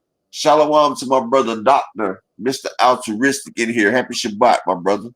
But it brings a certain type of responsibility, Key. Like shit, you got these motherfucking debts. You want to take on debts. You want to buy stock into the damn stock into the company that's a sinking ship. And that's real bold right there for you. You see this is a sinking ship and you want to invest into a sinking ship. And that goes to show you how much money HBO lost. Like HBO lost a whole shit ton of money fucking around with European boxing when Floyd left. That's why HBO said, fuck that, we're not touching boxing again. So, going up against the PBC is bad for your boxing health. Top Rank was able to sustain it for some years. Like Top Rank was able to sustain it because they played nice with the PBC every now and then. But going against the people that got the pay-per-view stars, all they got to do is set up a promotion when your promotion comes and they're going to spank your ass every time like a baby coming out the womb. The Zone owns 40% of Matchroom USA, not Matchroom Sports. Regardless of it, as a whole entity, when they are sitting in front of each other, creeps or creps, however you say her name, not to be disrespectful, but when you begin to be in a whole over a period Give me of 5 minutes, time, best friend. Give me 5 minutes. over a period of time, I don't give a damn if it's the US, the Australians, the UK, whatever it is, it's still bad. Still bad for business. They're going to have to do something. And I know exactly what they should do. Canelo and Tank. Feed them boys to them. In America, instant sellouts. There go your money to recoup. Okay? That's how they And need. Spence. And Spence. Yeah, and Spence. Feed them all three up. Feed them fighters to them. And there you go. Right there. But speaking of feeding fighters, you guys, let me see. What are you guys talking about? Buying the Zone stock is a crackhead attempt at. Okay, thank you. Who, Lord Jesus, y'all are on one today. Turkey neck is about to be wrong for. Let's see, and I agree with that comment too. Phenomenal. If I don't see Turkey or his company listed in their 2024 finances, I'm gonna know something is up. Some ain't right. Some ain't right in the sauce. And Eddie Hearn is doing all of this caping for no reason, because I'd be damn if I get on national TV or a national sports channel and say that I will clean a man's shoes. I'll be damned. If I was ever come out and say something like that, y'all smack me. I don't care if you're a man or a woman. Smack me, please. Like, what was that? Makes no sense making business with Turkey. That's why I'm saying they're saying it's over 9 figures, DZ. You know what I'm saying? They're saying it's over. So for 150, you got to increase that portfolio by a good 10 to 20%, because Canelo has that deal with Mexico with his fights being viewed over there for free. And he gets 80% of everything in that vending. If you buy a damn granola bar for $2, Canelo is getting 80% of that. That's a fact. He came out and said that. I'm not, speculating on that. So let's see how this goes. All right. So that's why, like, even if it is 150 million, that's still a good payday for Canelo for 3 fights. William Skull don't stand a chance. Y'all saying that Bud Crawford don't stand a chance. And then the next up on the chopping block could potentially be rematches or somebody new. None of them really stand a chance against Canelo. I think we can all be fair with that. So, that's easy money. Yeah, we gonna play a code. Yes. Because getting up there saying that about another grown man tells me that you got a hand up your. Oh my God, phenomenal. Speaking of hands up behind, Sandor Martin and Puello. Yesterday, PBC had a virtual press conference with the undercards for the March 1st card with Tank Davis. Definitely check that out. It was quite entertaining. But the most entertaining part to me was Sandor Martin and Puello. Gary Antoine was there, as well as El Rayo. They are both talking about bringing the heat. You know what I'm saying? Everybody pretty much said the same thing. They're not leaving it up to the judges. Gary Antoine was saying that, basically, he's going to step, because he feels as though that he was robbed in the Puello fight. So he's going to step to Rayo and take his belt. And I like that energy. But with Sandor Martin and Puello, that is the fight that I'm really looking at, because that's a really interesting fight to me. Sandor Martin said he's not leaving it up against leaving it to the judges against Puello. And Puello said that he finna knock Sandor Martin out. I love it. I'm love it. And Puello said that he's trying to clean out the 140 division. So he's looking to go for undisputed. Do you guys think that with Puello's technique, his skills, I know we've only seen him a couple times in the past couple years, but do you guys think that with Puello he has the what's the word I'm looking for? The skills to pay the bills to become 140 to become undisputed at 140. He's saying he wants to clean it out. I got you, Creo. Puello is definitely good enough to clear out the division. Yeah, okay. Lord, Rod, vlog out. Be nice. Be nice, y'all. What's going on today? I like Puello, though. I thought he did better than I definitely expected with Gary Antoine. But again, my Trojan horse of the 140 division is Andy Hirakawa. And I haven't heard nobody mention this man's name yet. So, Andy, I think you need to come out and say something. In the words of Drake, I need you to say something. Say something, baby. Like, say something. You're going to have to, because they out here saying that that they trying to clear out divisions, become undisputed. Africa on his soapbox right now. I like Africa. But Africa saying everybody ran a 140. Once he got a belt, he basically calling T.O. and Devin and all of them ducks. You know what I'm saying? Ryo saying he finna continue to be the champion and he will be that one left. Puello saying what's up? I'm like, yo, where's Andy Hirakawa? Hey, Justin, how you doing, King? Where's Andy? I want to see, you know what I'm saying? Like, Andy, get up there. Say something. In the words of academics, pick up a stick. You got to let them boys know that you ain't soft. You was not a soft touch at all. Lord Jesus. Thank you, Cash Crypto. Lord have mercy. Haney ducked Puello. I don't think he ducked Puello.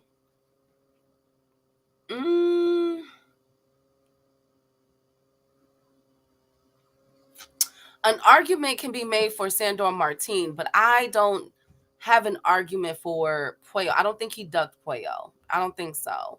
Now, Sandor Martin twice, you got a point. You know what I'm saying? You can argue that one, but not Puello. I can't say that one about Puello, y'all.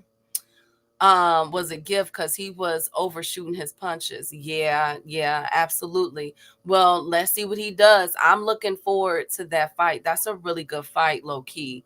And I don't think enough eyes are on the Sandor Martin and Puello fight. I'm really excited about those two. And if you guys want to see the full interviews of all those fighters on the undercard, check out the PBC channel on YouTube, and they did the virtual interview, and it's about an hour and some change long, but it's entertaining. You know what I'm saying? The back and forth that they were doing, saying what they coming to do, man, as they should. Was artfully avoided by Haney. Yeah, he did. He ducked Tank and Shakur. Now that I will give you. Thank you, Marquis. I could see Tank going to 140 for a title. Yeah, I think he's gonna do that too. Phenomenal. I think he's gonna go up too. I think he is, but I think he's gonna face a lot of criticism if he does not try to get the Keyshawn and Shakur fight. So now that we know that William Zepeda and Tevin Farmer is running it back in a couple months, Shakur, that leaves your schedule quite free, King. So let's get this going, Shakur. Let's get this going, Shakur. Let's get a summer or a fall fight with Tank Davis. You keep saying that that's the biggest fight. He keeps saying that that's Tank's biggest fight is him. Yes, we did, Brian. It was hilarious. I'll make sure that we play it again for you. So that's what I'm waiting on. That's exactly what I'm waiting on. But speaking of fights, Raymond Ford. Raymond Ford and Tank Davis got into it yesterday. I don't know what the hell happened. I don't know what happened. I don't know why they got into it. I do know Raymond Ford was making fun of Tank, saying something greasy. And I guess he thought that Tank didn't see it. And he told him he was going to slap he called him the B word and stuff. And so damn. You know what I'm saying? Damn. Raymond had a rebuttal, saying you ain't gonna do, nothing. I thought that was pretty entertaining. I'm like, dang, Tank cussing everybody out still. He is still on his rampage. But Raymond Ford is set to return April 12th on the Boots and Stanionis undercard. Okay. I'm going to keep my eye open for the opponents on who Raymond Ford is about to fight. Unfortunately, it's not looking like a unification or for him to chase a title yet, because as we all know, O'Shaquie Foster said no. And that is actually the fight I would love to see, is Raymond Ford versus O'Shaquie Foster. I ain't gonna lie to you. Shakur about to fight another subpar opponent. Damn. Tank versus Jersey. It's appearing that way, Brian. It's appearing. He just cussing everybody out from. I'm like, damn, what happened? That's why I said Tank got to fight Gary Antoine. Think about it. Think about it. Tank got to fight Gary Antoine. He got to, y'all. He got to fight just one for the culture. Think about that fight on the East Coast where Jersey, Philly, Baltimore, New York all get together and is divided. You got the ones that's going to ride with Tank, and you got the ones that's going to ride with Gary Antoine. And them Jersey boys, a lot of them going to be riding with Gary Antoine. You feel me? Like, think of the rivalry. Yo, that fight to sell itself. Y'all think y'all seeing a record gate right now. If Tank was to fight Gary Antoine, Lord Jesus. That's why Gary Antoine has to win against Rayo. He got to win in spectacular fashion. He got to.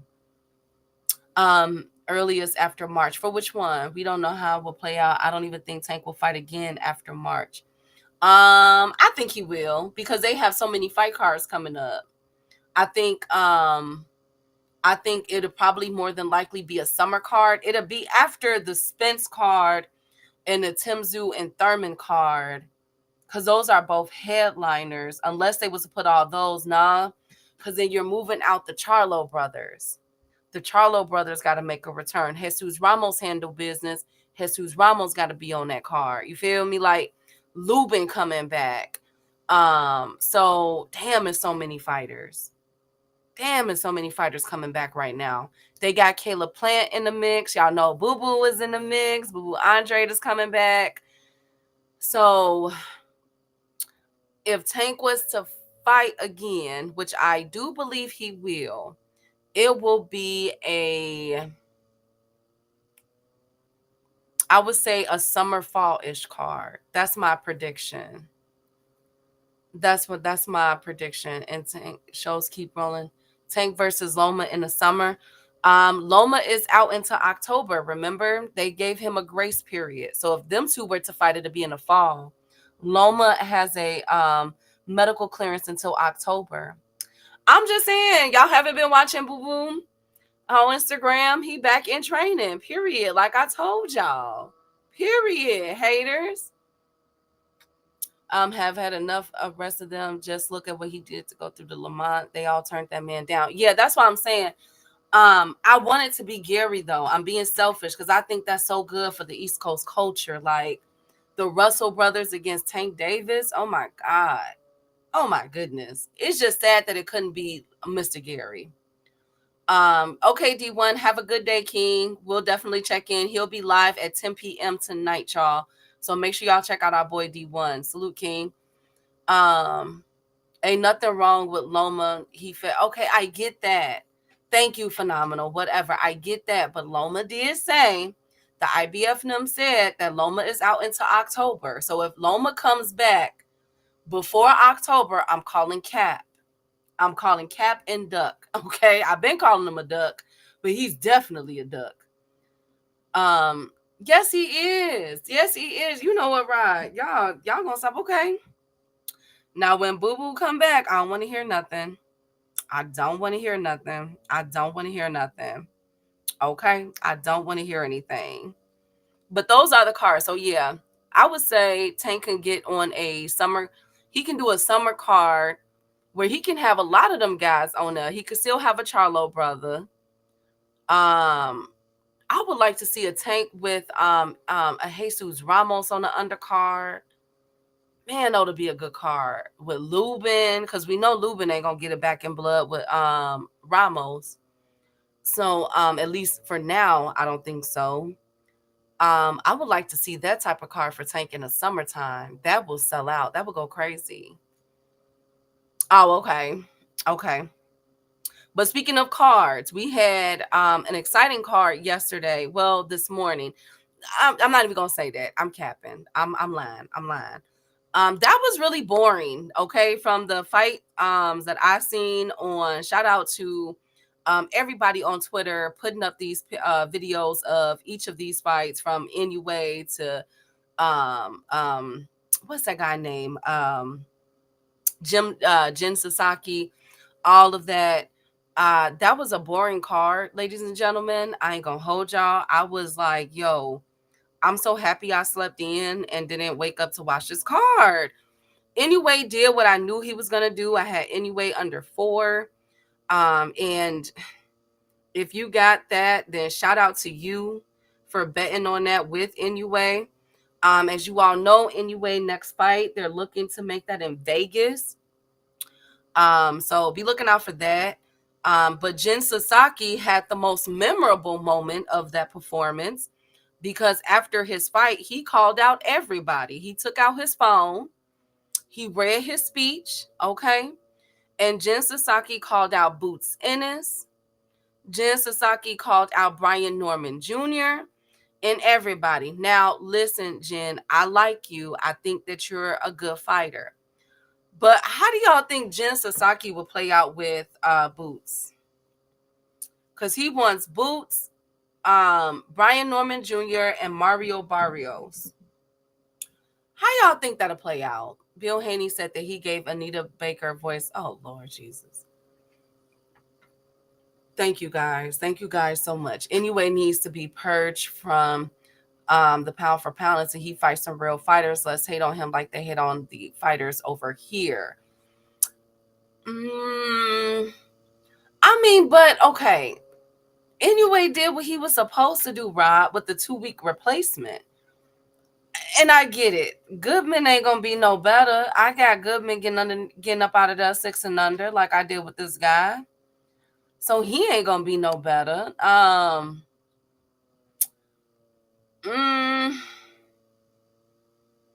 lot of people Inoue did divide the public this morning. You know what I'm saying? With people calling him the best ever right now. And it's like, you were supposed to do that, because I don't even think that Kim went 12 rounds in his fights yet. Like, I don't know. I just knew dude was going to get washed when I seen him. I was like, oh God, Inoue is about to hurt this baby. He did. I read the statement. Akilo. I'll read it for you again once we play it again. He be beating the beef and broccoli out of those. But okay. Thank you, Marquis. Thank you. Tim Bradley was swinging from his jaw. Oh my God. Oh my God. My boys are going in today, man. Y'all going in today. Hey, Mello. Good to see you, King. I thought the fight was boring. I'm not gonna lie. I like that Jen kept the same energy against, one in the fight Boots, one in the fight Barrios, one in the fight Brian Norman Jr.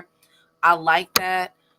Do I think that he can hold a match to them? No. I got all 3 of them beating Jen Sasaki as far as right now go, from what I seen on the stuff. Hey, Zach B. What I seen this morning, the highlights from this morning, there was nothing that really stood out to me that I feel as though he can give Boots or even Brian Norman Jr. problems with. Hey, No Evidence. That's what I forgot to say hi to. Zach and No Evidence. But I appreciate his bravado. Why did Inoue went from the Tokyo Dome to smaller venues? Look at Because it costs more. easy. The smaller venues, they get to charge a higher price for the tickets. Look at who he was fighting. I mean, Kim didn't stand a chance. He got beat up. Key, I sat there and watched that thing on a replay. I was like, well, I'm glad I didn't stay up for that one. But that's what I said earlier. Like, Inoue don't need to. That's why I said earlier, Inoue don't need to fight nobody else at 122. It's just not a challenge for him no more. Like, move on up and go ahead. Like, Shushu asked for Inoue, but then when Shushu stepped up his competition, he's seen that there's a difference between D class fighters and C class. So if he go up against the A class like Inoue, he know it'll be a problem. So he ain't calling Inoue no more. But I feel like Inoue need to go flex his muscles at 127. So he can get ready for one of the biggest fights in the history, if they can make it. And you know what I just thought about, Key? Inoue signed a 3-fight deal with Turkey, right? I think so. And they in that debt, and they trying to get out of debt, right? What you think about Inoue's third fight, Turkey a la shit, setting up a fight with Tank Davis? Remember how you said they wanted Tank, right? And they got Inoue for 3 fights. And everybody do know that Inoue rehydrates as big as Tank Davis. I don't think they'll do it. You don't think Turkey would try it? No, because he already has the obligation contract signed to Sam Goodman. He got the Picasso guy, and he also has MJ at the end of the year. The third fight is open in the air. No, MJ is supposed to be the third. He said he's not fighting MJ. No, he said he would. He said he would. Well, Inoue came out and said he's not. I'm pretty sure that if Turkey and them tried to get that fight right there, somebody will take step aside money. So that means that Inoue is going to fight 3 more times at 122.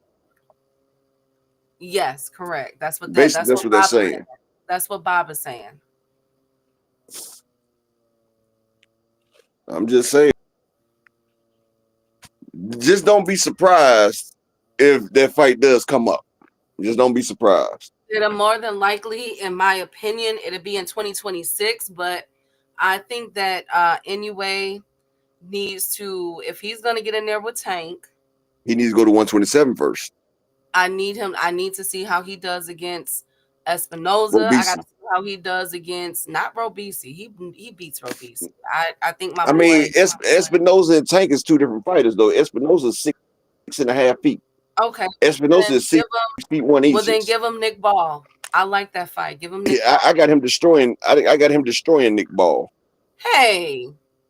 Destroying Nick Ball. I got damn motherfucking Stephen Fulton beat Nick Ball. Well, honestly, I would think that you know what? I wouldn't be surprised if that would be the play possibly for like a 2026, 2027. Just to get a big ass money grab, because that's a money grab right there for real. Yeah, I like Bam Rodriguez versus Inoue too. That's a good fight. Well, it ain't like Bam doesn't rehydrate that high. Okay, so that was one of the controversies. So I'm glad you said that, Upper. Speaking of rehydrating, there is rumor spreading around that Kim and Inoue was way above the contracted weight of 122. They said Inoue was 150 last night. Yeah, they said that he was 150. That is insane if that's true. If it's true, that's but Key, ain't no if that's true. When he fought the damn Tapalas guy, he was 144. So what's 6 more pounds? When he fought Stephen Fulton, he was the bigger guy. And Stephen Fulton was a 122 pounder. But see, this is what Pacquiao used to do. Pacquiao was down at them lower weights, and Pacquiao would be fighting at 118 and be coming in at 140 something. So everybody was like, Pacquiao 8 division champ. No, Pacquiao just couldn't shrink back down no more. Like, them boys be sitting there. Like, that's what I've been saying. Inoue, Pacquiao, they fighting in them little ass divisions. They rehydrate past motherfucking lightweights. Like, them motherfuckers rehydrated than Lomachenko. It's like when Lomachenko fought Rodrigo. That's basically what it is. A big motherfucker pounding on little people. That's why Inoue so brilliant against them, stopping them people like that, because hell, he got him by 15, 20 pounds. Bam Rodriguez too. When he fought Sonny, Bam was over 140. He went up 6.5 divisions. Like, and that's the shit I be talking about, how people rehydrate and they manipulate no divisions like that. And as they get older, That's when they have to move up to their right divisions, though, Key. That's what happened with Pacquiao. Pacquiao couldn't keep fighting at 115, 118 because he was a natural 140 pounder. The man was rehydrating for 140 each damn fight. Like, shit, the motherfucker was bigger than Oscar. Come on, man. Hey, Rozilla, good to see you, King. Exactly, Dog Willie, exactly, Akelo. That's what I've been saying. That's what I've been saying, that a fighter shouldn't be able to rehydrate more than 12%. You can't say weight poundage, because when you're at a little weight, if you rehydrate 10 pounds, that's 2 or 3 divisions. That's why I say percentage. Like, a person shouldn't be able to rehydrate 15% is the max. But I feel like a fighter shouldn't rehydrate more than 12%, because that's how you got these motherfuckers bullying the little weight classes and stuff. And I'm not taking that away from Inoue, but that's what he's been doing. That's what Bam Rodriguez was doing when he fought Sonny. He had Sonny pounds. Like, we're making it an unfair advantage, especially when these people that's rehydrating is on snack. Bam is a snack competitor. Like, and people talk about unfair advantages. What about this? They taking away the purity of boxing, and they just big guys beating on little people. That's what it is. That's why I love the IBF. But shit, it's ways around the IBF. After you do the weigh-in, after that, you rehydrate more. Look at Boots. Boots, yeah, he'll come in at 157 on the next day. He'll still be about 160 or something, 170 something when he in the ring. That shit crazy though.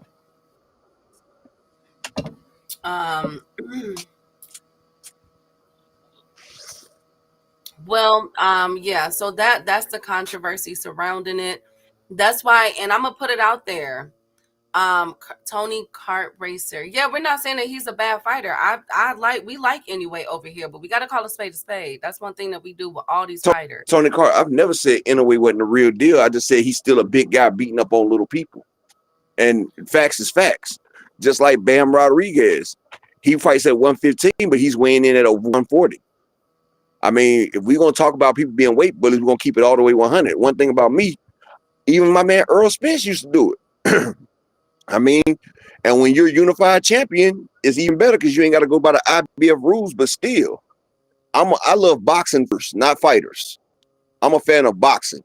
And if we want to keep the purity of the boxing, people shouldn't be able to rehydrate more than 12 to 13%.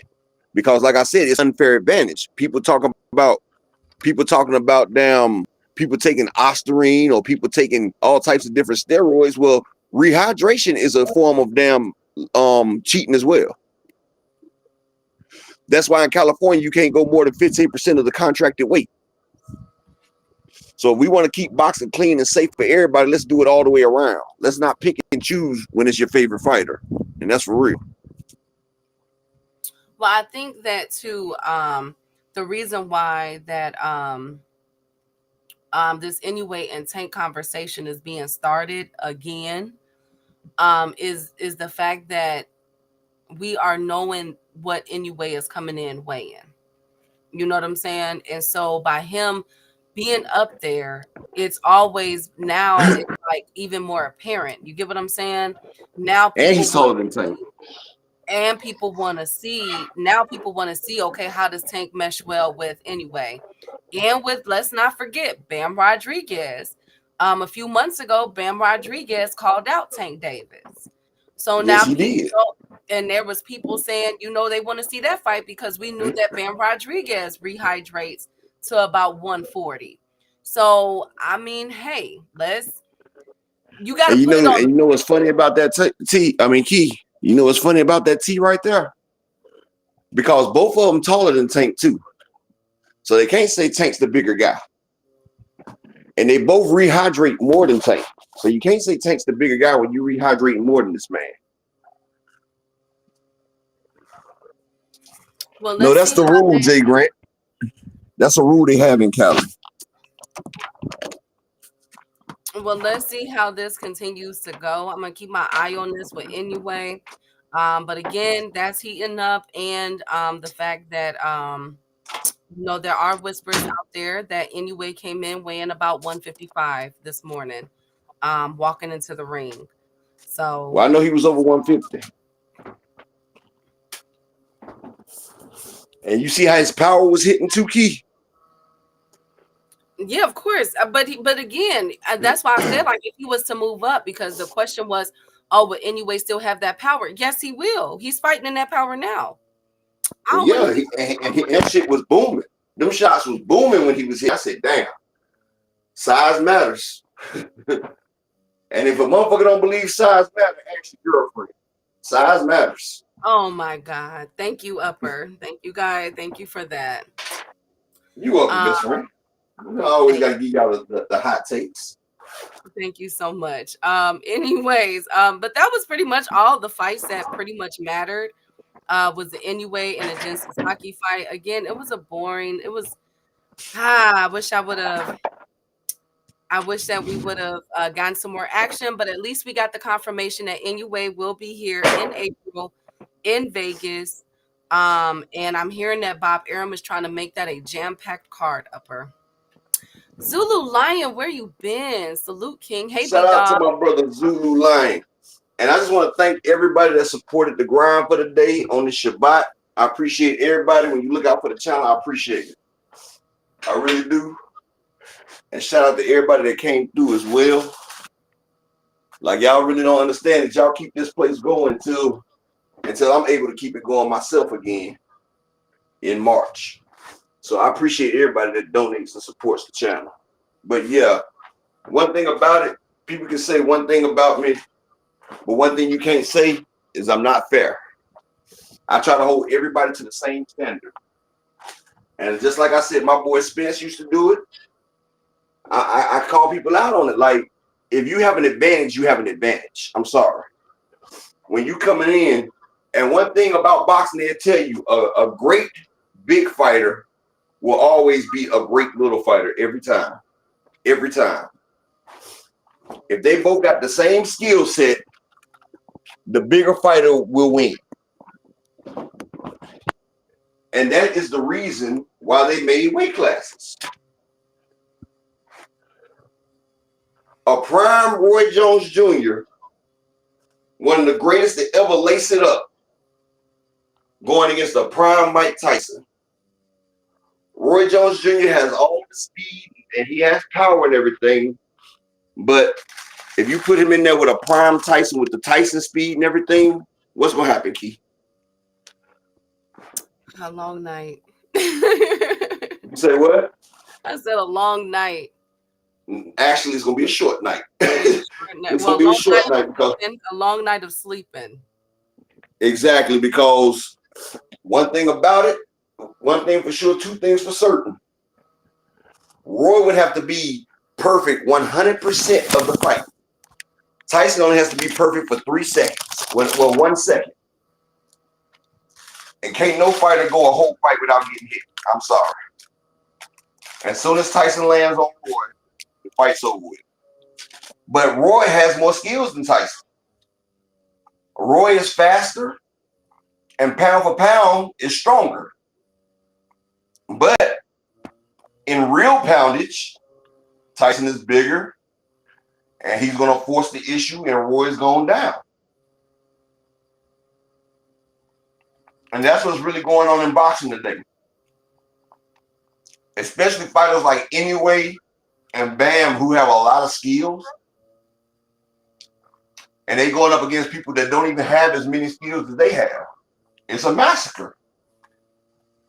Hold on. Speaking of massacre, hold up. Somebody just dropped the financial statements for DAZN. Ooh, DAZN got somebody working against them right now. Oh, this is worse than I freaking predicted. Oh my God. Drop the tiki. Oh my God. Upper echelon. Oh my God. Who is the head of DAZN? He needs to his walking papers. Okay, so they saw a 60% drop in revenue. Oh, it went from 135.9 million in 2022 to 41.8 million in 2023. Oh Lord. Upper echelon. What are they doing? I know some people jumping out windows right now. What is Matchroom and all of them doing? How do you have A 60% drop? No And wonder they ain't fired everybody yet. they're bending over backwards for Turkey right now. And this was not supposed to come out. So the zone needs to figure out who is leaking their paperwork. This is the actual paperwork I'm looking at. Guess what, Keith? Paperwork. That's why Eddie said he'll lick that man's shoes. That's why the zone is kissing Turkey ass right now. Because they need the bailout plan. And like I said, goodness. Eddie Hearns let you know that if Turkey wants to diddy him, it will be accepted. I didn't see the 60% phenomenal. I just saw somebody just sent it to me. Somebody just sent it to me in my messages. Oh my goodness. Who is leaking their paperwork? The financials aren't supposed to. Ooh. They got a but they want to talk about upper. But they want to talk about motherfucking damn PVC. Oh my God, Kilo said they paying Devin. No, that does not come from Devin's work. But my whole thing is, if they're going through that, what did they pay their fighters in 2020? Upper, that's a 60%. Okay, where my business people at? Upper, phenomenal, no evidence, a Kilo. Where my business people at? Marcus, Rod. Where are my managers, my supervisors? If you have an employee and you have a threshold to make 80%, and that person is making 20%, not 1 but 2 years back to back, what happens?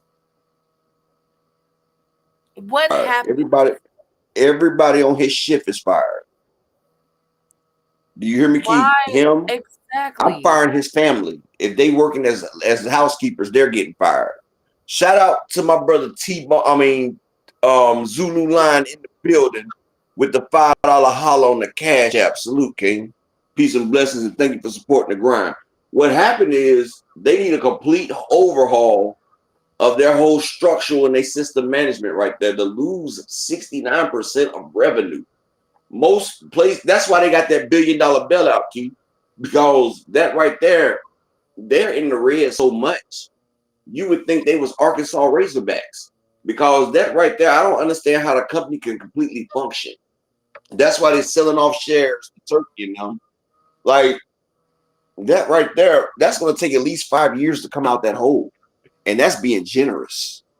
Like, that company is in financial ruin. If I was there, I would cut losses, cut ship, and try to build something different right there. Like, that right there, exactly phenomenal. The whole team got to go. I'm doing a complete overhaul, and I'm reconstructing everything. What I'm going to do is get rid of all them. I'm going to talk to Al Heyman. Look, I'm about to give you a personal deal. You come over here and save the zone. Because we see that you've been working. I will give Al Heyman and PBC everything they ask for. And I will let this man work his magic on the zone. Because right now, this shit is going, this is a sinking ship. And you got the Kraken, you got the iceberg from the Titanic right there. And you got the motherfucking, the river monster. All of them is conversion on this ship. And this ship has 5 holes and it's taking in water and not enough pumps to pump the water back out, Keith. Good God Almighty. Upper Ash, who is dropping these revenue? Who is dropping That's an $80 million loss. 135.9 million to 41. Everybody is fired. Do you hear me? Everybody, your grandmother fired, damn it. Everybody. I'm firing the housekeepers and everything. Shit. So that's why, where's Teach at? Because Teach said he had to, because they kept raising, somebody said, I don't know if it was Teach, but because they kept raising their prices. That's why they're raising their prices. And look, that's why they're raising their prices. That's why they're doing pay-per-views now. Every damn thing. Remember, they was the company that said pay-per-view is dead, but they steady charging pay-per-views. So hell, Devin and Ryan, I guess all that money that they made off that pay-per-view went to the zone. They said, Oscar, you've been playing with the money for too long. We in the bailout plan. So they shitted Devin out his paper. They let Oscar get a little bit. but the rest went for that bill. You got a bill with the plug. My goodness, they need to find out who the mole in this camp is, because you're not supposed to get financials like this. They're not supposed. Wow, but you know what though? What's so crazy that if this was the PBC, this would be trending. That's what I said. This If this Matchroom and the Zone, they're not saying anything. This is horrible, Upper. if this was PBC, every content creator will be talking about it right now. You would have Dick Glazer on the damn things. I told y'all PBC was done. I told you. You have Where is Mike Rick Cappinger. Glazier? Where is Rick Glazier saying this? Because Rick Exactly. That's what I said. You have Mike Cappinger. Yep, Al Heyman and the PBC is done. But ain't nobody saying nothing about Al. I mean, about Oscar and about Eddie and about the Zone. Ain't nobody talking about that shit though. We keeping everything hush because when Massa ain't doing good, we can't tell nobody. Exactly, Akello. The Zone been tricking the game for too long. That's why the Zone trying to get top rank over there. They trying to get somebody to help save. They looking for Clark Kent because Superman gone. I am appalled. Wow. They need money, Upper. I don't know if Canelo's gonna be able to save him. Oh no. I don't know if Canelo's gonna be able to do it. I don't know. That's why I said they need. Well, you know something, Key? They get Canelo, Gervonta, and Spence. Like I said, they did almost $500 million for PBC in 3 months. They better see if they can talk to them people right there. Hey, Where is Blue Blood at with this breaking news? They brought up a bunch of sporting contracts and are in it for the long term. I mean, what is the long term? What is the long term? This is consecutive back to back years of loss. Oh, so it's okay when they go in the red, Dick Glazier. When they go in the red, almost 70% in the red.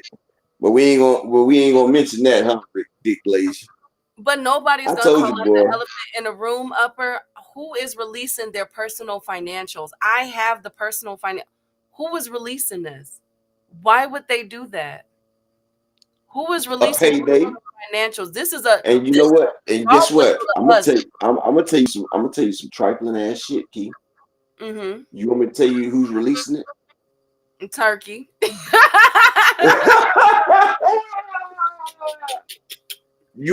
Key, this shit ain't starting to fly until Turkey get in the business, right? But guess what? It's a smart move because if Turkey pushes that out there, right, it's going to drive the price down and they're going to be in financial ruin, and then they're going to have to come to Turkey for a bigger bailout. So that means Turkey and the Saudi prince can filter in more money and get controlling shares. This is what you call a hostile takeover right here, Key. What they're doing, they're putting out the information on the Zone to weaken their stance. And what they're going to do, they're going to come in with the $1 billion bailout and provide a hostile takeover. I'm going to tell y'all this. This is the rules of business 101. Watch, in the next 5 to 10 months, you will see Saudi and Turkey with a controlling share of the zones. Watch, I guarantee you, Key, they're going to get more shares of the zone right now. This right here is a classic tactic right here, and Turkey and them is playing it to the T. They ain't never had no breach in financial etiquette until they get Turkey on the team. Now their shit is out there and it's bad. And guess what? They have a savior in the ring. This shit right here is not a coincidence. And this is, again, I was about to say that too. This isn't a dog whistle to us. This is a dog whistle to investors and shareholders. Exactly. So they can sell off their shares. Oh my goodness. This is to tell you not to lose more money. So get rid of this shit. And as they get rid of it, guess what's going to happen, Keith? The price of the shares are going to drop. And as the price of the share drop, somebody going to gobble them shits up for next to nothing. And then, and then when they push the price back up, they would have just made, oh, wow. Keith, check this out, right? Just listen to me, y'all. Say like you push the price, and this right here is called predatory tactics. They banned this shit in the United States, but This is not the United States. So let's just say that you push the price down, right? You push the price down, then you gobble this shit up and you sell this shit and you buy this shit for the low price after you don't push the price of this shit down. Now, as that shit raises back up, you just made a shit ton of money. So even if your money wasn't all the way legit, when you build it back up, you just made a shit ton of legal money right there, and you just invested into a new company. Wow. And then I do want to add too that Saudi Arabia, the crown prince, has told Donald Trump that they're going to invest $600 billion into the U.S. over the next 4 years. Oh wow. This is crazy. This is really damn the This is zone. a capitalistic society. Damn the zone. And you just got shitted. Damn. Damn. Mm. Damn. They had a 10-year freaking plan from 2016 to 2025. Hold on a second. Okay. Damn. Yo, how did they fumble like this? But how Cash Crypto, Phenomenal, Creo, Marcus, Rod, Slogan, how did they fumble the ball like this though? The projected amount was 6.5 billion in 2025. Last time I checked, we are in 2025 and they haven't even got to $3 billion. Like, come on, bro. How did they do this? How did they do this? How did they go 69% in debt? But yet Eddie Hearn has been doing interview after interview over the years. Oscar De La Hoya coming for Al Heyman, saying that he's a bad promoter, that PBC this and PBC that. And bro, if you really want to look at it, I'm not the mathematician like Upper, but I do know that 6.5 billion is different from 2.5 billion. And it appears, if I do my math correctly, in order to make that trajectory of 2025 of 6.5 billion, they need to make $4 billion in revenue. I'm not a mathematician, but I do know that 300 million people viewing and 20 million subscribers is a discrepancy. Who is releasing their numbers? Who's doing this to them? That is insane. I do not want anybody else, anytime that y'all hear that the PBC is out of business, Get him, Key. anytime that y'all hear that the PBC don't know business, that they're a sinking ship and everything else, you guys point them to this Business Sports Journal article of the zone in the freaking red, and how Golden Boy and Eddie Hearn has officially bent the knee. This is insane. Wow, Upper. They need $4 billion. They need between 2.5 to $4 billion. Well, guess what, Key? Them cheeks ain't worth all that. Turkey might give him a couple mil. Turkey might give him a couple mil, but you best believe Oscar De La Hoya and Eddie Hearns are gonna have poo-poo parties. Look, now you about to have a Saudi prince shit on a former a world boxing champion. Money just don't buy you this, right? We still don't give a F about soccer. Absolutely. Upper, you went out. We still don't give a F about soccer. What was you saying? I said, I guess money can buy you respect because you about to get a Saudi prince is gonna shit on a former multi-divisional world boxing champion and wipe his ass with Oscar's hair. He's about to go. He's about to have a Dubai party, and Upper echelon. Eddie Hearns is gonna get the diarrhea. Damn it, they about to shit on them boys. Oh my God! Allegedly, Upper, stop. Allegedly, they about to be Instagram models. And he gonna tell Oscar, hold your championship belt up while I do this. These boys about to get poo-poo plattered. They about to get poo-poo plattered. They clap back on that Thursday, Oscar. Upper, shut up. Oh, that's gonna be a clap back for you. Oscar, you got a little hummus on your cheek. That ain't hummus, nigga. Upper. Oh my God! Upper, put up the pictures. Gosh. All right, shout out to everybody that came through. No. Everybody. We gotta do the prediction. We have to do the prediction. Oh, okay. The other picture. Y'all are irritating. So in lieu of Valentine's Day coming up, I decided to do it with hearts, Upper. Y'all like it? Mm-hmm. Yep. Hey, WCS. Hey, Krebs. Hey, Creep. It was some diarrhea that got leaked. No. The financials for DAZN got leaked, and they are in the red. They need help. Get them some milk. I know they could. I know so many departments got fired behind this. Phenomenal and Brian, Upper, Creole, Marcus, Cash, Crypto. I know so many people got fired. I swear to God, I know people got fired behind this. I know they getting fired behind this, y'all. I know they getting fired. Upper. Yes. They getting fired. I know. You know how many people got fired behind this. I know they did. Everybody got fired. Everybody already got fired. Now they got all Arabs working in DAZN and stuff now. Everybody else done been fired. They done hired all Arabs. Everybody else been fired.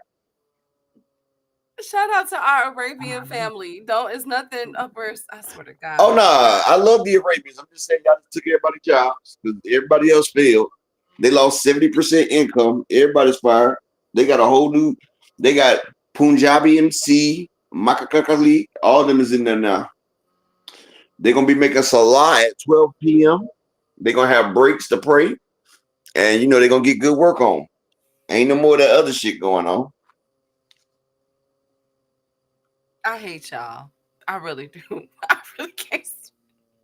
Hello, everybody. Okay, thank you so much. Anyways, thank you guys so much. I can't stand y'all. Anyways, let's get to the spike card.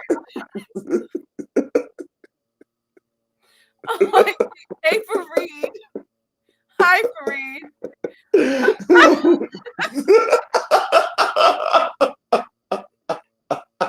He gonna have no channel, bro. Oh, God. It slipped out, kids. I'm done. He's not gonna have a channel. Oh, God. Let's go ahead and get this over with so I can go get ready to buy some bot so you get this killing shit Oh, on. God. I cannot stand y'all.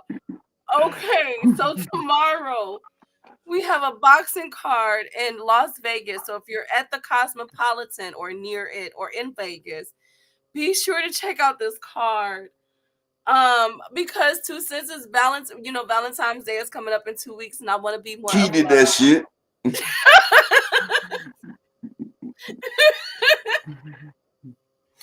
And so I swear them niggas look like they could be on a damn LGBT calendar with this damn shit right here. This is the boys of Kedum. This is February. Now you guys know that I'm gonna come every week with these fighting cards. I haven't done it because we ain't had no cards, but y'all know I'd be colorful. Oh my goodness. Oh my God. So in lieu that in 2 weeks is Valentine's Day, I am going to be bringing you guys love cards because we need a lot of love in this world. I never stayed at the Cosmo. I heard it was beautiful, Dave. You got to let me know how it is, okay? But it's at the Cosmopolitan. It's in Vegas. Definitely check it out. So this is the Diego Pacheco card. Very big card. A lot of implications in this card. So the three that matters. First of all, shout out to Zaquan Moses. He's making his return. He's 1-0. But here are the three fights that matters. No disrespect to the other people.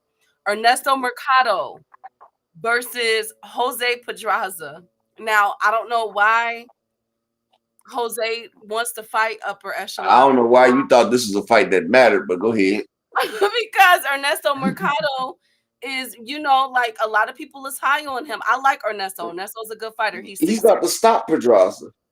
He's 16-0 with 15 KOs. I think we all can agree that Pedraza is in trouble, right? Oh, he was listening to Boys the Men. He been listening to Boys the Men all training camp. What was How it? do I Oh my God. make it last? Thank you, Upper. Thank you so much. Thank you so Come much. to the end of the road. They done came to the end of the road, man. So Ernesto was trying to make it in the I think he's 140 or 130. I think he's 140. If I'm not mistaken. So I'm basically putting him out there because Ernesto is an up and coming, a lot of people is high on him, got great potential. I think we can all agree that Ernesto is about to destroy Jose Pedraza. Next up is Andy Cruz. As we said, Andy Cruz is petitioning for the WBA to make him the mandatory to Tank Davis. All right. But he has a tall order up against this fight with Omar Salido. Now, Omar Salido is 20-1 with 14 KOs. This is a very big step up fight, Upper. Who you got? I got Andy Cruz by decision. I do too. I think Andy will pull it off. It's not going to be I pretty. think Andy gets dropped this fight though. What? I think Andy's about to see how the big boys hit now. He's about to. I think Omar Salido gonna press Andy and he's gonna hit him with some power.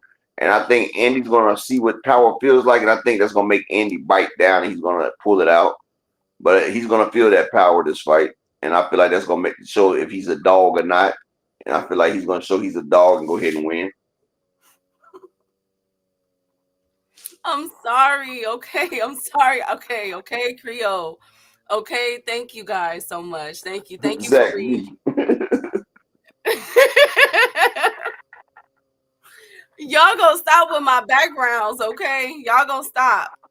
All right. I thought this was tender love, tender love, also tender.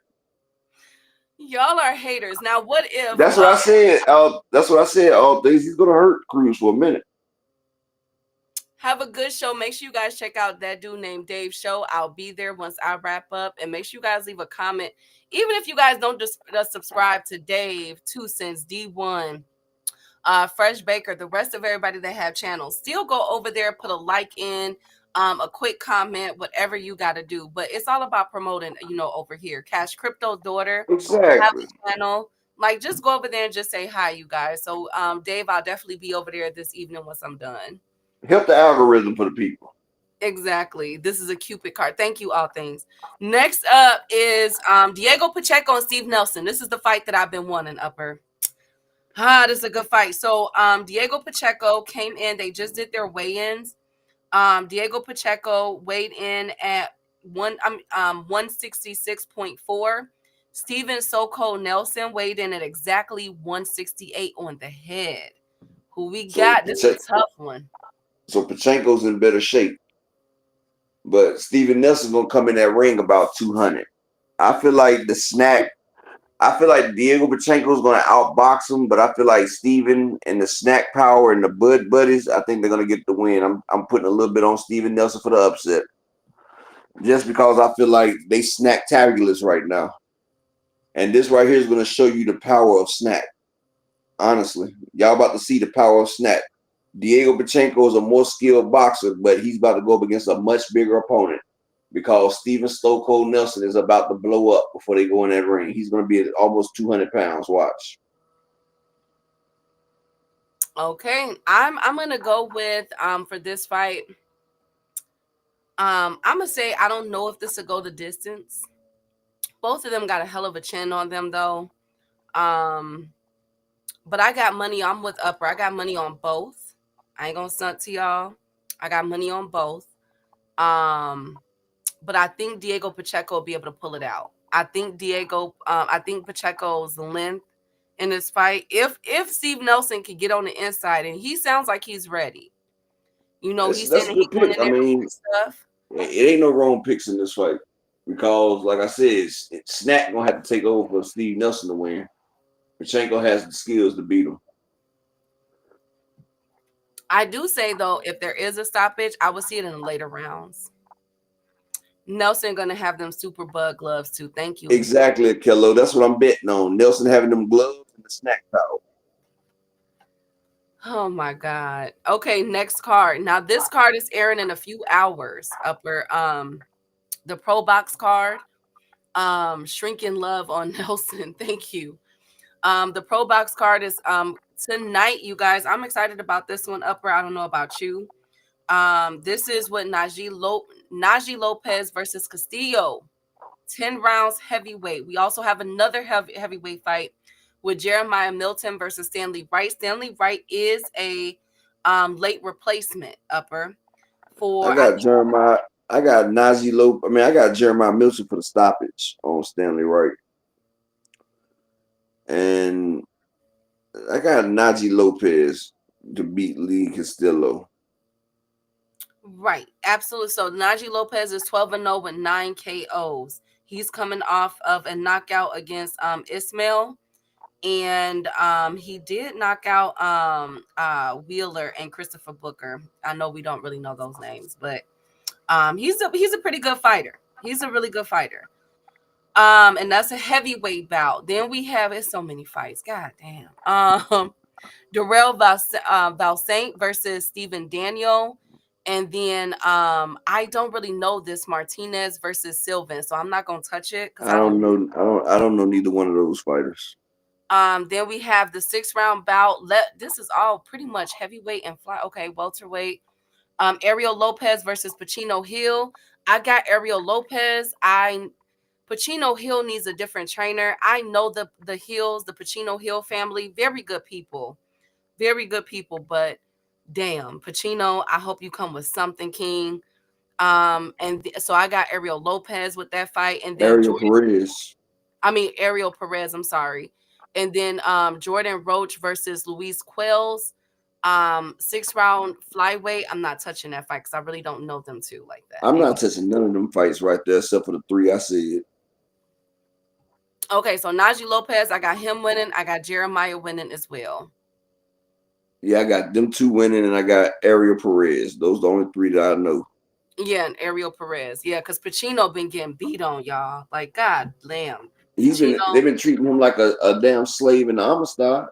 Yes, he's your name is Toby, damn it.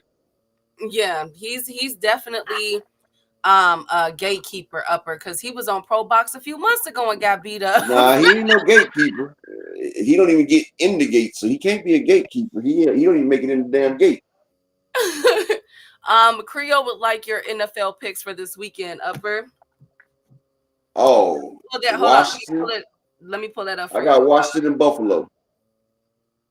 Washington versus Buffalo in the Super Bowl. Okay, so we have the Commanders versus the Eagles and the Bills versus the Chiefs. So you got the Bills beating the Chiefs this year. Again. And you got the Commanders beating the Eagles? I got them upsetting the Eagles, yeah. Okay, so Commanders and Bills. So that's for the NFL pick. So Commanders and Bills. And then we told y'all our picks for boxing. Cash Crypto. Okay, make sure y'all like, subscribe to our boy Cash Crypto channel.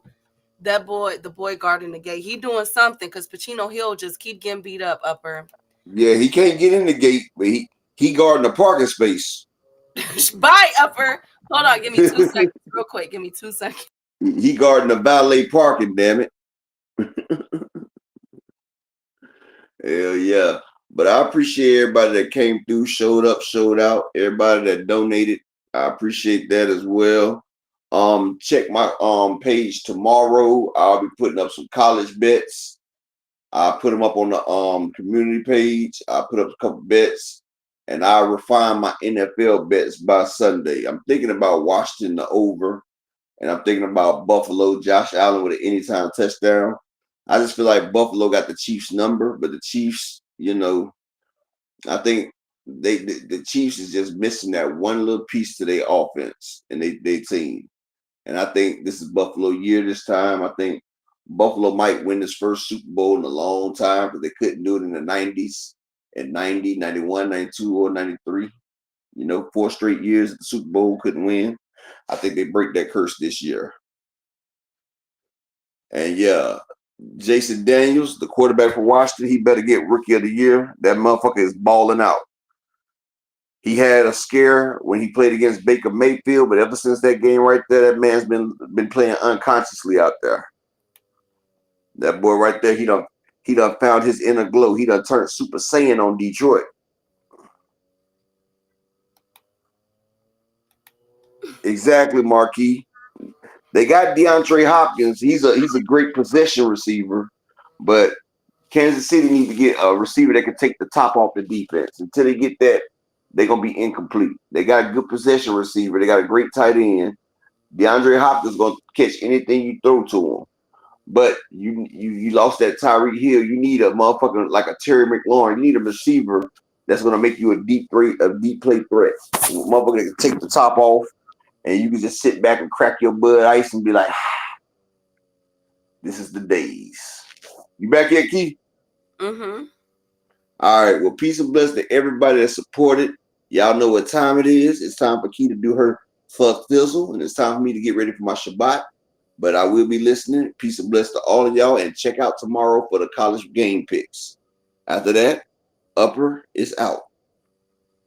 Hey, okay, so boxing is done, y'all. Sports talk is done. So if you don't know, every week I try to do a serial crime. I've been lacking. Yes, I know I've been lacking, y'all. I apologize. It's been a crazy, crazy, crazy week, crazy couple months for me, but I'm about to get right back on track. So, this is where I talk about true crime. So boxing and all that is done. So if you're done, go ahead and log out. Thank you guys for joining us. But for those that's going to stay, salute to you for being a real one. If you don't know, my background is clinical, definitely based in psychology. But when I was younger, I wanted to be a forensic psychologist or a pathologist. But I didn't want to just work with this population of people my whole life. And I end up getting into another field and I still work with them anyway. But I've always kept one foot in these true crime streets because it's a lot going on out here, y'all.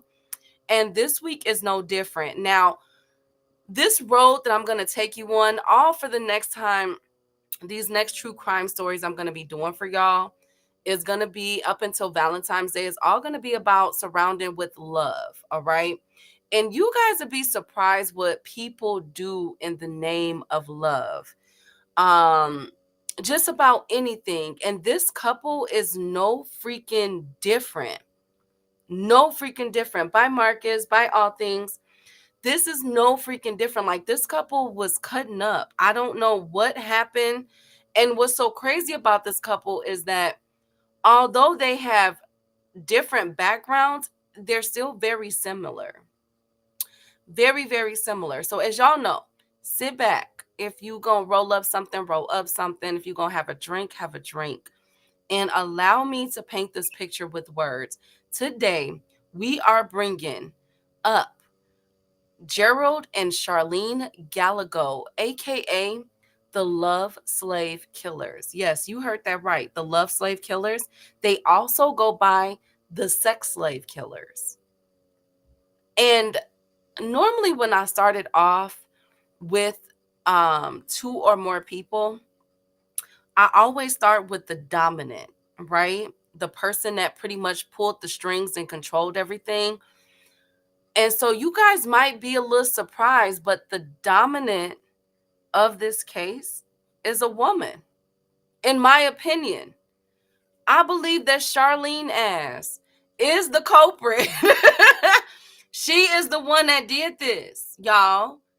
I believe that she pretty much took advantage of, well, I'm not going to say because he played his part too. But the reason why I'm saying that is because Charlene is out, y'all. Charlene was released in 1997. And she has been living her best life while Gerald was sentenced to death and end up dying in prison. Let's get into this story. Let me tell y'all how Charlene did this, okay? Because y'all might not know about this. This is the star-crossed lovers, the love slave killers. So let me get started with Charlene because she, in my opinion, is the dominant. Now, Charlene was born October 10th in 1956 in Stockton, California. I keep telling y'all, California needs a study done on them because y'all, California's just been cutting up. They've been cutting up with serial killers for a long time. Now, Charlene's story is not like any other serial killer story that I've talked about in the past, right? She doesn't check off the checklist, unaliving animals and being abused and everything else. No. See, Charlene comes from money. All right? Money.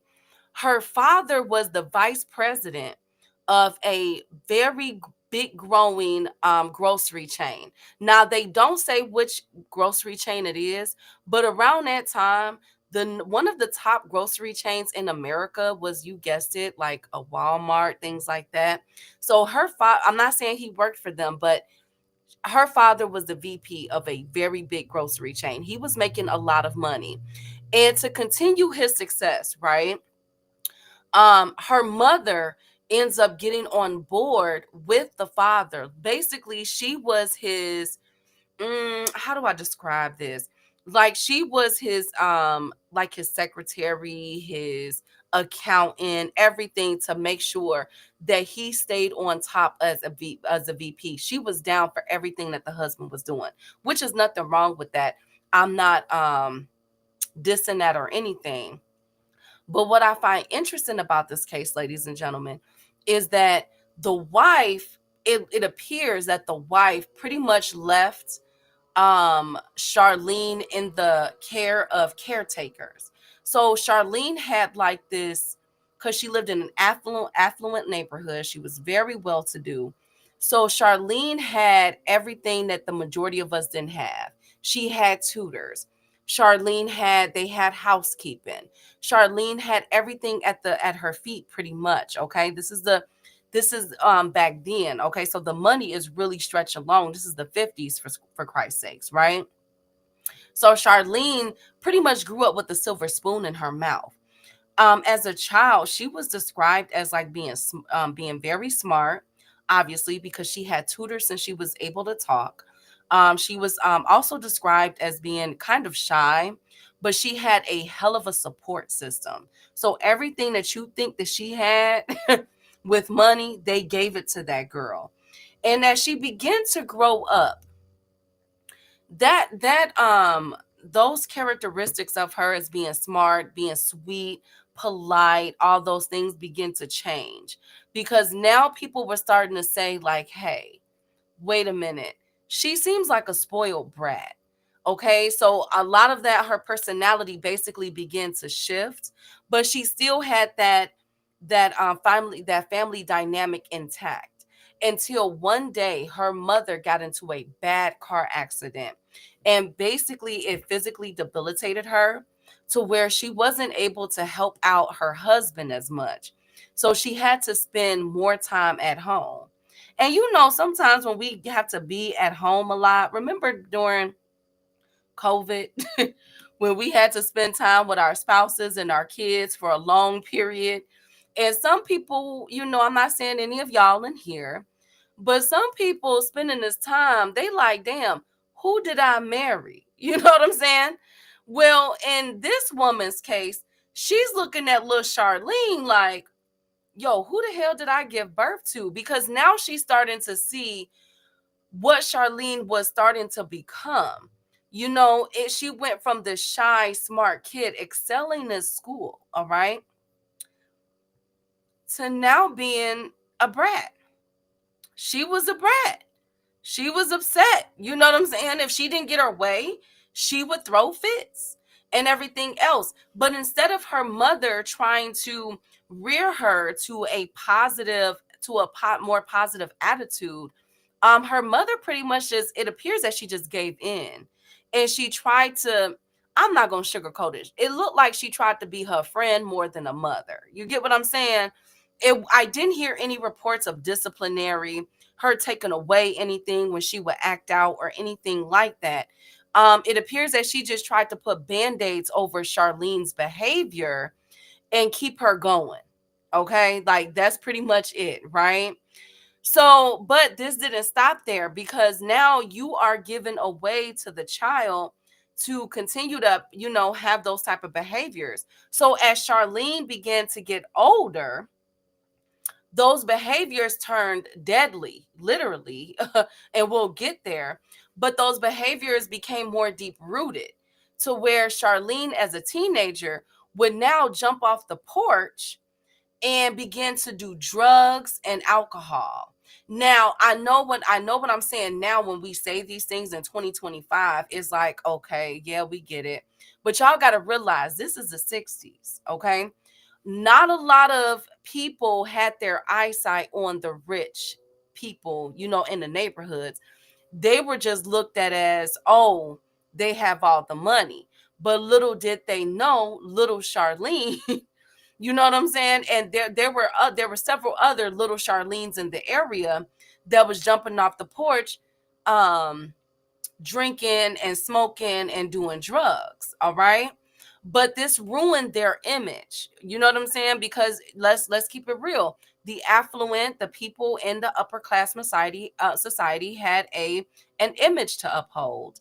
And Charlene was pretty much ruining it for them. Now, notice during this whole conversation, I never really mentioned anything about her father, because it is said that her father was so career driven and trying to take the grocery chain to another level, that it was really the mother that was doing the rearing, the child rearing. And I'm not saying there's anything wrong with that, but at this point, Charlene was out of control, because after she started doing drugs and alcohol, she also started doing sex. I'm sorry. So Charlene was out there, y'all. Think about this: a conglomerate vice president of a food chain daughter is out there in these streets taking everything, okay? Like literally everything, okay? From penises to drugs to alcohol. She is doing it all. Like, they could not get Charlene under control. But it really went crazy. Everything really went haywire when Charlene ends up meeting a guy twice her age. And so it is described that Charlene was young still. There are reports that she was 17. Some say she was 19. But what we do know is that she was significantly younger than this guy that she ends up falling in love with. Now, this guy was said to be twice her age, okay, and that he was married, all right. Now, she ends up falling deeply in love with this guy, but there was something that them two shared in common, and that was heroin. Lots and lots and lots of heroin. I'm sorry. She was getting high, y'all. And I'm not talking about weed high. I'm talking about the booger sugar, the smack. Okay. She was doing all of that. Now, her mother was not happy with it. She would try to have conversations with Charlene and tell Charlene, like, look, girl, I don't like that you're with this guy. He's much too old for you and he got you on drugs. Let's stop. But Charlene was not trying to hear it. You know what I'm saying? Not only did Charlene know that her dude was married, but she also was okay with it and really wanted to work out being his sex slave. Now, see, Charlene, because she jumped off the porch so early, Charlene was having sex at a very young age in her teenage years, right? But the sex that she was having, it was described as her being a nymphomaniac. So a nymphomaniac is pretty much what it sounds like. Somebody who wants to have relations all the time. Okay. And so this guy that was she was doing heroin with and getting drunk and high with, he was giving that to her. So her mind was basically gone. Okay, Charlene's mind was no longer that sweet and innocent child that her mother thought she raised. Charlene's mind was now she was high as hell, okay? And she was laying it low and spreading it wide with this older dude. Well, guess what? Her and this older dude begin to have issues, ladies and gentlemen. They begin to go through some things, right? Now, the reason why they begin to go through things because the older guy felt as though her parents were butting in too much. The mother always has something to say. And so Charlene is like, "Ma, shut up." You know what I'm saying? Like, "Yo, you got to stop because my dude is not liking what you're saying to him." So one time they broke up because of what the mother was saying. But then, the man had to go back to his wife, and I would presume that the wife was not having fun, meaning getting high and everything. So he went back to Charlene. They were able to patch it up. Well, get this. Charlene thought, because remember, Charlene is a nymphomaniac. Charlene now wants to be into sadomasochism, which is basically being a slave. Okay. She wants things done to her in the bedroom. Okay. But so one of those things that she presented to this dude was to get his wife involved. And so that's where the guy really drew the line. He's like, wait a minute, hold up. We can have all the fun in the world, girl. We can get high, we can get drunk, but we had an understanding. I'm not leaving my wife for you, and I damn sure I'm not about to bring my wife into this bedroom. So they ended up breaking up for good this time, but that did not stop Charlene. Again, Charlene had to have a man. She was known as a nymphomaniac, right? So Charlene ends up getting with another dude. Now, um, this dude, this one right here, was described as a mama's boy, basically. And she was able to toy with him. He did allow for her to bring, I guess, women into the bedroom for them to mess around in, but it didn't last long because she couldn't get over the fact that he was a mama's boy. See, it's okay for her mother to butt in, but it's not okay for his mama to butt in. So she ends up ditching him. She says she good. She don't want to be with him no more. She ends up getting with someone else. Okay. But after this one, she ends up getting with another guy who was a married man. But this dude didn't want anything to do with her. It's not known why them two got into it, but he did leave her. What we do know is that he left her, and she was really into this guy because it is reported that she tried to commit suicide over him. All right. Well, Charlene is back at her mama house. Okay.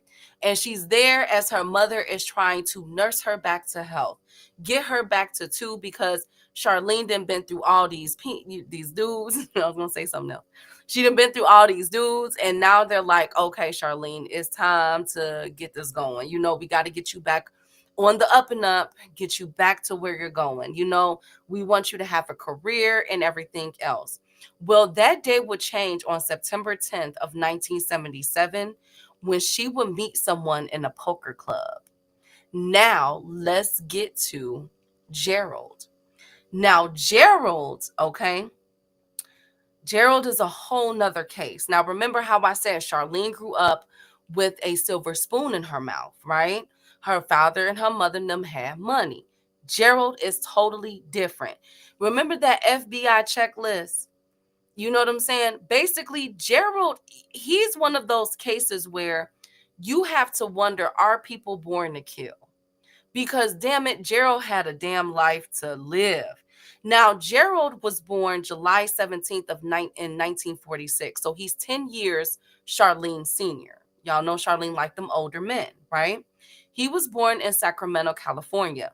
Now, Gerald's mother was a prostitute, aka a sex worker, while his father, he never knew him. His name was Gerald Sr. Now, Gerald Sr. was a nutcase, all right?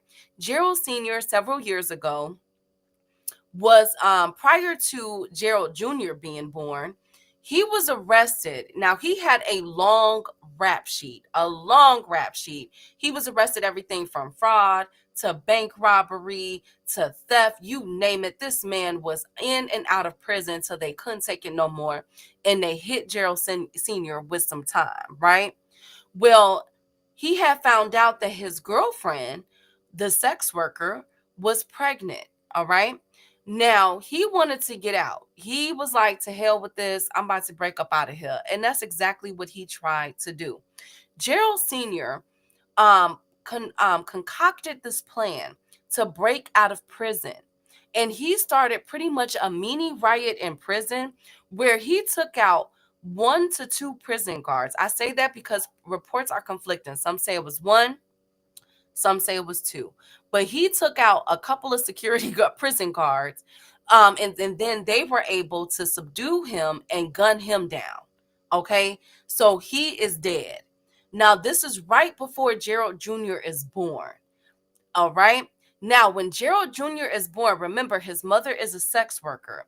His mother did not stop sex working. I wish I could tell y'all that, but she did not. In fact, when he was a young baby, is reported that she would have Johns and other sex workers watch him while she went into the room and turned tricks.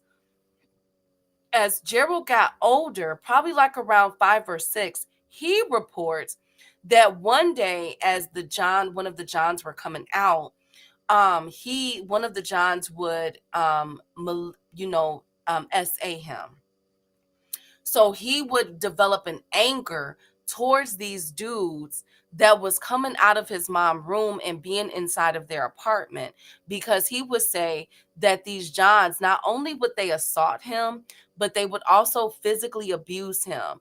But his mother was high and drunk, basically strung out. And so she did not intervene in any way, shape, or form. So now we see basically this environment that he's being bred in. This is what began to shape his ideology of not only life, but as women as well. Okay. So when he turns the tender age of 10 years old, after being SA'd for God knows how long by his mother Johns and being physically assaulted. Now, this is what he said, not me. By doing that, John begins his life in the world of crime. So he jumps off the porch and begins to commit crimes in the area. So everything from breaking and entering into homes to robbing to theft, you name it, this boy did it. Now, unlike Charlene, who was excelling in school, we don't know what the hell Gerald did in school because he wasn't hardly there. From the age of 10, he began to get locked up in juvenile detention centers. And one of those crimes would be, because he was taken advantage of sexually, he would begin to touch on other kids in the area. Okay. So one of the things he was arrested for was SA for a 6-year-old child, a 6-year-old girl in the community. But again, nothing from his mother, because his mother, again, was strung out. Now, as Gerald began to move through life, just like Charlene did, Gerald would have no problems landing women. You see, Gerald was married in his life a total of 7 times. One of those marriages / relationships were women that it is described from them that he was looking for a motherly figure, pretty much a nurturer, somebody that would take care of him. All right. Where they would be there for him, because he never had that from his mother. All right. So Gerald would marry these women. And then once they could not provide that for him any longer, he would leave them. Now, there are reports saying that he used these women for money, But I could see a little bit of both being true, because he was a career criminal at this time, and not to so he didn't have any money, and then not to mention he never had his mother's love, and his father was 6 feet under. You feel me? Because he got killed. So I could believe both sides. You feel me? But he would go from woman to woman to woman to woman, pretty much being with these women, using them up until they had nothing left, and until he met his first wife. Now, his first wife is the one that gave him his first child. All right, because he ends up having another one later in life. But his first wife ends up giving him his first child. But this one is described as him being controlling. She was such a good woman, but she was also very naive, because she allowed John to control her whereabouts. She couldn't go to certain places. She couldn't wear certain things. There were verbal altercations. So he pretty much kept her controlled under his thumb. But one thing that that Gerald, I keep calling him John, I mean Gerald. One thing that Gerald was hiding was the fact that he was harboring a secret fantasy. You see, he didn't look at his wife, as some of you guys may look at her, y'all wives. He looked at his wife as a form of slave, that you should be pleasing him. You should be coming to him. You know what I'm saying? Everything like at his beck and call, you should be there for him, regardless of what he is trying to do. You should be there for him. Now, this wife began to develop a backbone, especially when she became pregnant with her daughter. Because she's like, wait a minute, I'm bringing a child into this world. I don't want to be in this type of relationship. So it's not going to last long. So she pretty much shuts down with Gerald as she's far along in her pregnancy.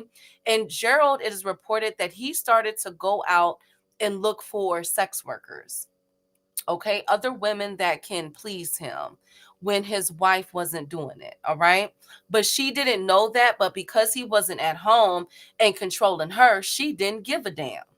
Okay, she didn't really care. But when her daughter was born, that's when like her backbone really fully to start to develop, where she's like, okay, I got to get away from this man. But little did she know that over the years that she stayed with him, that Gerald would do the unthinkable to her own child, and he would begin to assault his own daughter. But she did not know that yet. All she knew was that he was very controlling and very abusive towards her. So she ends up leaving him. Now, there is a report out there that says that he left her. There are reports that say she left him. Whichever one that you guys believe, what we do know for a fact is that he was no longer in the household.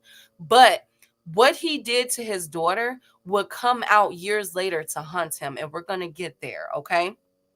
Because as we know with child victims, they don't come out and say anything, you know what I'm saying, during that time. Sometimes it takes them a while, and at this point it's her own father. So how do you say that? How do you convey that? But what we do know is that he's out the house. Well, as soon as he leaves, Gerald knows that he needs another woman. And on September 10th, I'm sorry, yes, September 10th of 1977, he goes to a poker club in Sacramento, California, and staring him dead in the face is a woman by the name of Charlene, who was looking at him and enamored by his beauty. So at the top of this picture and at the bottom, that is Charlene and Gerald Gallagher. Okay, that's how they look. Now, Charlene, it is said that she fell head over heels when she first laid eyes on Gerald.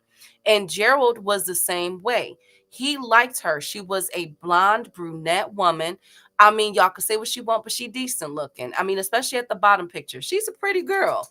You know what I'm saying? He loved, they really hit it off that first time at the poker club. But what really hit it off for them was what happened at home. You see, remember, Charlene is a nymphomaniac. Charlene likes to get busy, okay? And guess who else likes to get busy and has been harboring this inside of him? Gerald. So they pretty much met on every level sexually. Their romance was described as very heavy, that they really couldn't keep their hands off of each other no matter where they went. They were getting busy, okay? Everywhere, apartment, outside, cars, you name it. They could not keep their hands off of each other. But one thing that Charlene liked about Gerald was his machismo, okay? That he was, I guess you can call it a bootleg man's man, because a man's man is not going to do what I'm going to say or tell y'all what this man did. I would never disrespect the kings of this channel or the kings that are listening, okay? I'm not going to do that. This was not a man's. He's a bootleg ass man's man, okay? He was known to be very outspoken, say what he meant and meant what he said type of guys. But in this realm, it was totally different. So here is how I think that it played out. Once Charlene was able to admit to Gerald that she was into sadist type of sexual behaviors, they began to experiment. Now, this is not alleged, this is a fact. He began to torture her in the bedroom, bringing in different objects into the bedroom, and she liked it. She welcomed it. She liked to be beaten, okay? Like, I guess she liked to be tortured in a good, well, shoot, I don't know. Hell, these people are weird. But she liked it. Whatever she said, whatever he brought into the bedroom, she liked it. He would also begin to bring in um um sex workers. Now, he was able to find them because with his first wife, remember, he left her. I never said he divorced her, but remember, he left his first wife with his child. And when she wouldn't give it up to him, remember what I said, he would go out into the streets and get it from sex workers. So he has sex workers by a dime a dozen. Okay, he has sex workers by a dime a dozen. So he would bring them into their bedroom, and have them experiment. One of the people that they experiment with was a 16-year-old dancer. Now, I know what you guys are thinking, off with his head, but remember, y'all, this is the 70s. It was legal during this time, okay? So keep that in mind. So he would bring this young girl into the bedroom. Well, one day when he would go into the bedroom, he would see that Charlene and this 16-year-old was getting busy without him, and all hell broke loose. So Gerald threw the exotic dancer out the window. I'm sorry. I'm not laughing at the dancer. I'm laughing at the audacity. Okay. Hey, yes, Ronnie. Yes, he threw the exotic dancer out the window, and he beat the brakes. He beat up Charlene because you broke the code. You know what I'm saying? This is supposed to be a me and you thing, Charlene. And you bringing in another one. Now, yes, I know I'm the one that brought you the girl. I know I did. But we're supposed to be getting it on together. Okay? We supposed to be doing this together, Charlene. So, so all hell pretty much broke loose. And so to get Charlene back, because they said that Gerald was so devastated. Gerald was so devastated that, no, for real, he threw her out the window.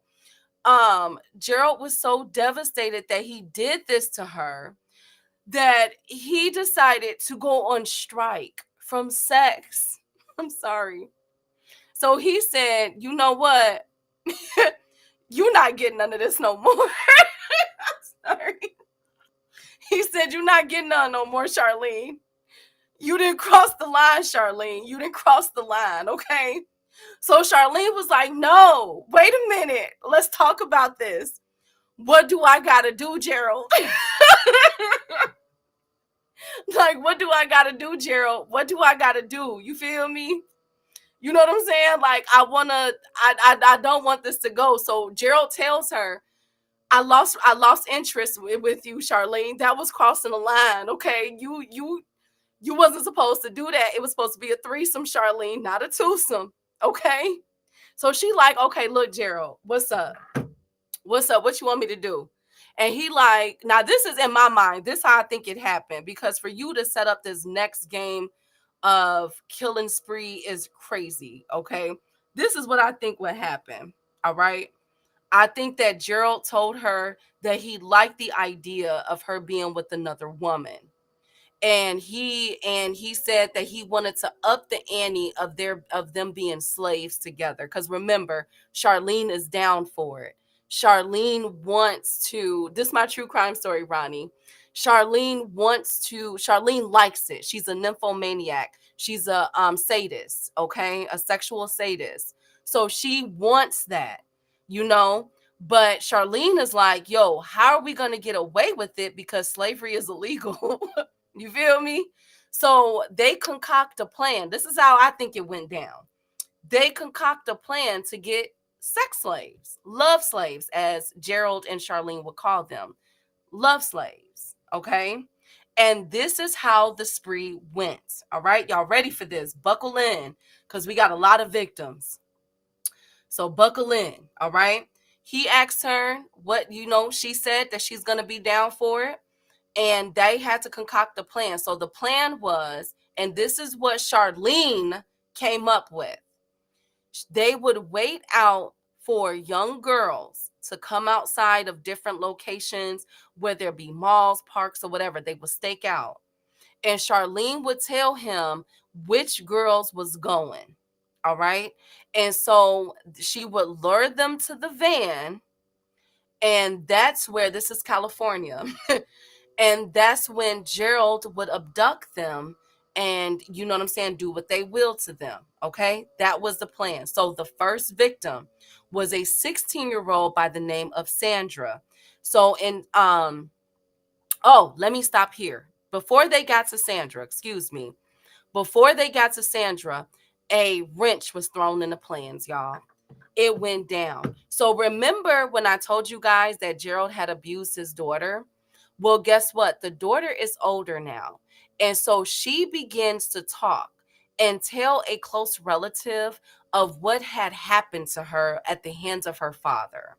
So this relative tells the police, and they put out a warrant for Gerald. Now, here's the conflicting reports. There's one report that says a police officer, somebody in law enforcement, tipped Gerald off, okay, and told him that they were looking for him. Another report is that Charlene's own parents, the father, remember, he's the VP, he got a lot of connections, that he's the one that tipped Gerald and Charlene off, and said, look, the police is looking for y'all. They saying that you took advantage of your daughter. Okay. So Gerald and Charlene runs. Remember, they were in Sacramento, California. They moved to Nevada, Las Vegas, Nevada. All right. And they have this plan in place. So the first victim is a girl on June 26th of 1978. Her name was Sandra. Now, Sandra was leaving her apartment, okay? Or excuse me, a shopping center. She was heading into her apartment. Now, they said that what Charlene was able to do, they went to the mall, they staked out at the mall, and they saw 16-year-old Sandra coming up out of there. And that's when they said, okay, Charlene was like, that's the one. Now, how did Charlene know that these girls were the one? I don't know. I have no idea. But she was able to pinpoint the girls that would be obliged to walk over there with her. Now, we don't know how she was able to get Sandra to the van, but she was able to get Sandra where Gerald was waiting outside of the van. And before Sandra could react, Gerald had snatched her up. They then got into the van and drove off. Charlene ends up tying Sandra up, her wrist and everything up, and they pull over in a secluded area. And that is when Gerald gets back and goes into the back of the van and begins to demand her to perform acts on him. He then performs acts on her against her will. Okay. Now, after he was done, it was a large blunt object that he repeatedly hit her in the back of the head with. And once she was unalive, he threw her into a fairgrounds in Reno. All right. It will be several weeks before they found Sandra's body. Now, it is said that Charlene, during this whole ordeal, was holding Sandra down, and that she was the one that was instructing Gerald on what to do to Sandra. Okay. Now, after by now after this was done, it is said that Charlene got like such a high off of this that she was like feeling herself, that it was an arousal for her. And it was also an arousal for Gerald. So y'all know what they end up doing. Very sick people, right? They were happy at what they had just done, but it wasn't enough because only a few months later in September, so from June to September, Gerald had woke up Charlene as she was sleeping and told Charlene he wants another. But this time he wants two. He needs another sex slave, but he wants a set at this time. So they go to another plaza, another shopping mall. And this time it is still, you guessed it, um no, they go back home and it is in Sacramento. Okay. Now, this time they see two adolescents, ages 16 and 17. One was named Rhonda, the other one was named Kippy. Now, these two girls are described as vibrant. They were best friends. You would basically not you wouldn't see one without the other, pretty much. They were just two peas in a pod. They were looking forward to graduating and going to college where they wanted to study. I think one of them wanted to do something with writing or journalism or something like that. But basically, these were vibrant young girls, y'all, vibrant kids. Well, one thing that they did not know as they were walking out of the shopping plaza was that there was a van staked out. All right. And and in that van was Charlene and Gerald, and they were looking at those two. And so Charlene tells Gerald, those are the ones. We got to go after those. Those are the ones that you will want right there. And so she approached one of the girls by offering her a cigarette and having small talk with them. Hey, how you doing? You know, she pulls out a box of smokes. One of the girls are smokers, so they end up smoking a cigarette together. She's like, hey, come back to my van. I got a couple more. You want to buy them up off of me? You know what I'm saying? So they like, all right, we good. So they walk over there to the van, and little did they know who waiting in the cut with the fofo. Gerald. So Gerald is waiting right there. Before that they could react, Charlene snatch up one, Gerald snatch up the other. Throw them both in the back of the van, but this time it's two. So it takes both of them to go ahead, subdue the girls, bound their hands, and tie them up. Okay. Now they take Kippy and Rhonda to a secluded area. All right. And that is when, instead of him hitting like he did the previous victim, Sandra, in the back of the head, he pulls out a 25 caliber pistol and he forces the girl, but not before. He doesn't shoot them. Before he forces the two girls to perform acts on with each other, then he forces them to perform acts on him. And Charlene was able to get her hands dirty and perform acts with the girls. Once this was done, he took the 25 caliber and shoots them both in the back of their head. Okay. And that is when he threw their bodies in a secluded ditch as well.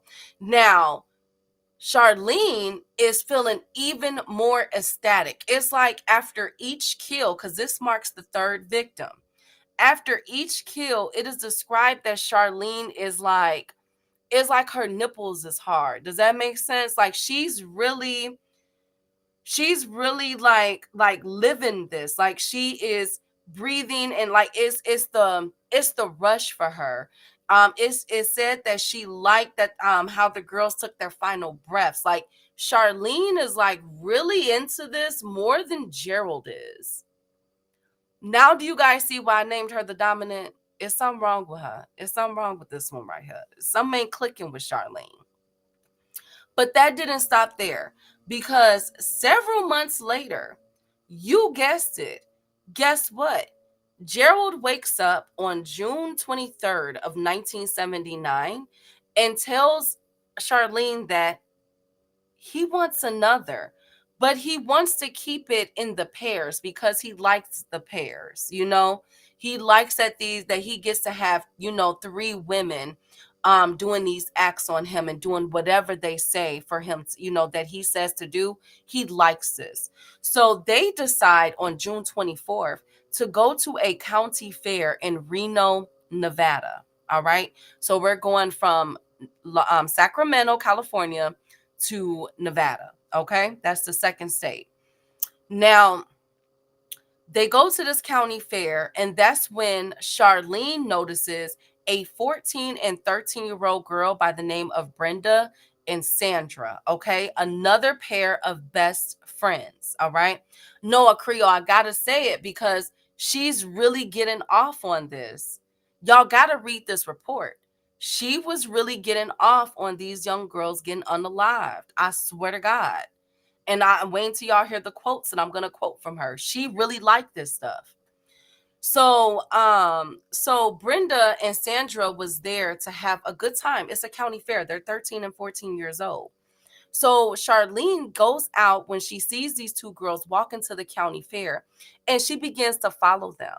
She notices how they're spending money. She notices how they're laughing, joking, ha ha, he, all of that, right?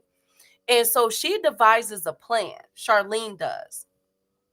And she tells the girl, she approaches the two young girls, and she's like, hey, girls, I got a job for you, and I really need your help. I need to hand out these flyers. But it's too many, and this county fair is too big. It's a performance that we're having, and I got to get these flyers out. And you guys seem like fast walkers and everything. I know that you guys can help me. And for your time, I'll pay you. I'll pay you. Here, you want $5, $10. Now remember, this is the 70s. That's a lot of money to kids back then, right? So the kids are like, heck yeah, of course. We're at a county fair. We want more tokens to buy to get on rides and to play, games and win prizes, right? So they tell Charlene, yeah. So Charlene is like, okay, come back to my van real quick. Let me get the flyers out for you. So they're like, okay. So they walk up to the van, and you guys know what happened. Gerald jumps out the cut with the 25 pistol, throws the girls in the back of the van, and they drive off. Okay. And you guys already know, I don't have to tell y'all what they did to these poor young souls, but it's the same as the two previous victims, and they dumped their bodies. But unfortunately, because of where they dumped their bodies, these two victims would not be found until 20 years later. Unfortunately, it wasn't until 1999 that those victims' bodies were found. Okay. Now, next up, because it doesn't stop there. Now, this was in 1979. So as you guys can see, Gerald would go on these binges, and then he would have months where he's like, all right, I'm good. I don't need to unalive nobody anymore. Okay. So several months will go by before before they hit up somebody else. And this time on April 24th of 1980, so about 7 months after the two young girls' murder, Gerald will wake up and he says, and I quote, I want a girl, get up. And so they would go to a bookstore. So as you guys can see, nobody was safe. Nobody was safe. And they will go to a bookstore, and they will stake out this bookstore where they will see two 17-year-old girls named Stacy and Karen. All right. Now, one of them worked at the bookstore, and one of them had a drug. They were getting high. They were smoking weed. And so Charlene was able to pick this up as they were staking out, and she saw the girl walk outside and light up a joint. Remember, the joints back then were white. You know what I'm saying? They had them papers, right? So she was able to watch them very carefully and say, okay, these girls like to smoke weed. I'm finna go out there and party with them. Gerald wait in the cut. So she hops out the car, and she approaches the girl, and Charlene has her own weed, because remember, Charlene likes to get high. Remember that? So her and the two girls are lighting up, smoking, talking, having a good time, laughing and joking and everything else. Well, guess what ends up happening? She tells them, look, I sell this. Yeah. I sell them by the ounce. And if y'all like the way that this weed tastes, let me show y'all what I got in my van. You know what I'm saying? Y'all could smoke this all day long, and hey, because I don't like, snitches or nothing, don't tell nobody. You know what I'm saying? Like, let this just be between us. So the girls are like, hell yeah. Hell yeah. We got you. You know what I'm saying? Like, come on, where the drugs at? Where the weed at? So they follow Charlene back to the van, thinking that they're about to do a drug buy. But little did they know who was waiting in the cut. Y'all already know. Gerald hops out with the 2.5, waving it, gets the girl into the car, and y'all already know what he demands them to do and what they did to them. Okay. Now, unfortunately, they would end up dumping their bodies into like a forest or so. It was a secluded forest area where the coyotes was able to unfortunately ravage their bodies, so they wouldn't be found to almost 3 months later, but the parts of their bodies wouldn't be found to 3 months later. Okay. Now, all I'm telling y'all, remember, they're not leaving any evidence. And at this time, because the crimes are happening from Nevada to California, police aren't able to put the two and two together. That damn, we might got a problem here, right? They're not really able to connect these crimes. They just know at this time that they have a lot of bodies showing up, and it's always two girls that are friends, always around the same age, and it's the same story. They're in these type of locations, and then they just vanish, and then they're showing up months later. Okay. So the police still aren't aware of what's truly going on here, all right? But that didn't stop Gerald and Charlene. You see, right now they're feeling more invincible because these are teenage girls. This is in the 80s, y'all, where hitchhiking was like a big thing. So instead of them, when they first come up missing, they're just known as missing. They're transient.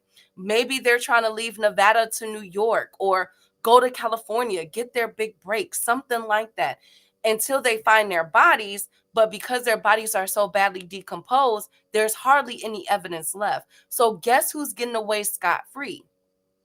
Gerald and Charlene. Totally scot-free. And guess who's on cloud nine? Gerald and Charlene. This time they are in heaven. I mean, having a lot of relations with each other. They're going out. They're feeling invincible, for Christ's sake. Nothing can stop them until only a few short months later, in June 6th of 1980, they decide to travel to Oregon. So we're in California, Nevada. Now we're going upstate to Oregon, Orford, Oregon, to be exact. And this time, you guessed it, Gerald wanted another girl. Well, they are at a beach, okay, at Oregon. I'm not sure because I've never been to Oregon, but I guess they have beaches there. And they are and so Charlene is doing what she does best, on the lookout for a young girl that Gerald will like. Well, one of these girls was a hitchhiker by the name of Linda Aguilar. She was only 21 years old. Linda, who was pregnant, unfortunately, was trying to get to her family's home, I think in California or something like that. But she was basically hitchhiking, trying to get home. Remember, hitchhiking was like the thing to do in the 80s, right? So who was able to come across Linda? Charlene. Who was able to talk to Linda? Charlene. Who was able to get Linda to feel comfortable to hop into the car and that they were going that way anyway? Charlene. So Linda gets into the car, and that is when she is met. This time, instead of a 25 caliber, she's met with a 357 revolver. And while Charlene was driving, Gerald gets into the back seat, and you already know what happened. It will be 14 days before Linda's body was found, and they were found by tourists in the area. Her wrists were, of course, bound. Her skull was broken in. And she had her throat and mouth and everything. I mean, pretty much like the same victims, bro. They were doing all kind of stuff. Okay. They did all kind of stuff to this girl. But it did not stop there, because remember, Gerald would normally need like several months to strike his next victim. But this time he didn't need several months. He only needed a couple weeks, because this one, now this is what got the ball rolling and would get eyes set on Charlene and Gerald. Before this killing happened, though, something happened to Charlene. Charlene ends up getting pregnant, right? And so Charlene was happy. Well, Gerald didn't want the baby.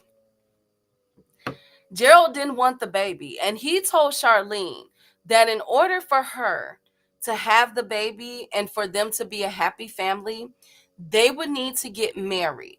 But she would have to get married to his alias. You see, during this time, Gerald wasn't going by Gerald. He had changed his name to Stephen. All right. So Gerald told Charlene that you need to marry Stephen. Don't marry Gerald. You got to marry Stephen. Okay. And Charlene, because she was so in love with him, she said, okay. So they went to Vegas and got married, got hitched, same day marriages. Y'all know how Vegas is. And she married Steve, whatever his last name was. All right. And then they went back to, celebrating. Well, on one of their celebrations, because she was happy that she was being allowed to keep the baby, on his birthday, July 17th of 1980, they wanted to go out and chill. They wanted to go out and kick it. All right. And one of the things that they were going to do was go on a boat ride, go fishing, and get really, really, really drunk. Yes, this is the 80s, so it's not looked down upon of women getting drunk in the 80s while pregnant, okay? So they're getting toasted, ladies and gentlemen. Like, I mean toasted, all right? Gerald, both of them could barely drive any of that. But instead of them going home and chilling for the night, they decide to go to a local tavern in the area in Sacramento. So we're back in California. And on July 17th, on Gerald's birthday, they enter this tavern, and Gerald eyes zooms in on a young woman by the name of Virginia. Virginia, there's some say she's 31, some say she's 34. But Virginia, what we cannot deny was that Virginia was said to be very, very pretty. Very pretty woman. And one thing about her, by her being a bartender, she has that bubbly personality. She has that aura. She's able to talk to people. You know what I'm saying? Like, just be all of that. She was all of that in a bag of chips. And Virginia was the most popular bartender at this tavern. Okay, everybody paid Virginia respect. Well, guess who's another person that paid Virginia respect?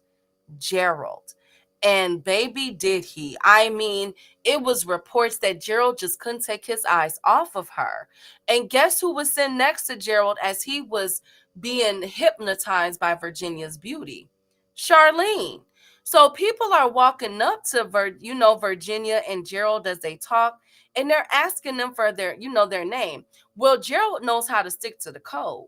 He just changed his name to Steve, remember? So he tells people, my name is Steve. They asking Charlene what her name is. She's like, Charlene, dumbass. She's saying, yeah, my name is Charlene, right? But one thing about it, Gerald had his eyes glued on Virginia, and a conversation ensued for a long period of time. It is said they spent a couple of hours over there with Virginia, just having a good conversation. So Charlene asked Gerald, do you want her? Do you wanna you feel me? Like, you want this one? So Gerald was like, hell yeah. Hell yeah. So Charlene was like, okay, get in position. So y'all already know Gerald went on in the back, sneaked out the tavern, and was gone. So this leaves Charlene, and Virginia to have really good conversations at the bar. Well, Charlene knew that Virginia was a smoker, I guess. So they go out to the back. And you know what I'm saying? Light up one. So then Charlene was like, look, I got a whole nother pack in my car. Walk me over real quick. You know what I'm saying? Because it's dark outside. So walk me over to my car, could you? So Virginia, being this nice person, was like, absolutely, okay, I got you, queen. So they walk over there, and guess who's waiting for them? Gerald, aka now Steve. Okay. Gerald is waiting for them at the car. Before Virginia could get away, you already know what happened. He snatches her up. Now, this is where the story gets crazy. Now, normally, Charlene will partake in the double team of these victims, but not with this one. For some odd reason, Charlene decides to get out the car. She wasn't in the mood. Now, some people believe that it was because she was pregnant and she was showing at this time, that maybe that's why she wasn't in the mood to partake with this. Other people feel as though Charlene was jealous of Virginia, because think about it. Virginia was everything Charlene wasn't. She was outgoing. She had her own job. She was very good at her job. She had everybody waiting there. You know what I'm saying? Coming there, for her. She was a people's person. She knew how to get the crowd going. She made the most tips. Virginia was just that girl, okay? Not to mention, Gerald was like freaking enamored with her, couldn't keep his eyes off of this dang on woman, right? And here is Virginia sitting next on here is Charlene sitting next to Gerald watching all of this go down. So of course, Charlene was probably jealous of Virginia. I could believe that theory. Other people feel as though because of the sight of possibly blood, and by her being pregnant, because pregnant women, sometimes the sight of food or certain smells get them. So maybe it was that. But what we do know is that Charlene did not partake in Virginia's killing. Okay, but what we also know is that he took the most time with Virginia, which I'm gonna sip my tea to that one. He really liked Virginia, y'all. Gerald really liked Virginia. I don't care what nobody say. So he took his time with her, but unfortunately, it was the same result. He made Virginia beg him not to unalive her, but he did it anyway. But this time, remember with the other victims, he used either a 25 or a 357. With Virginia, he strangled her.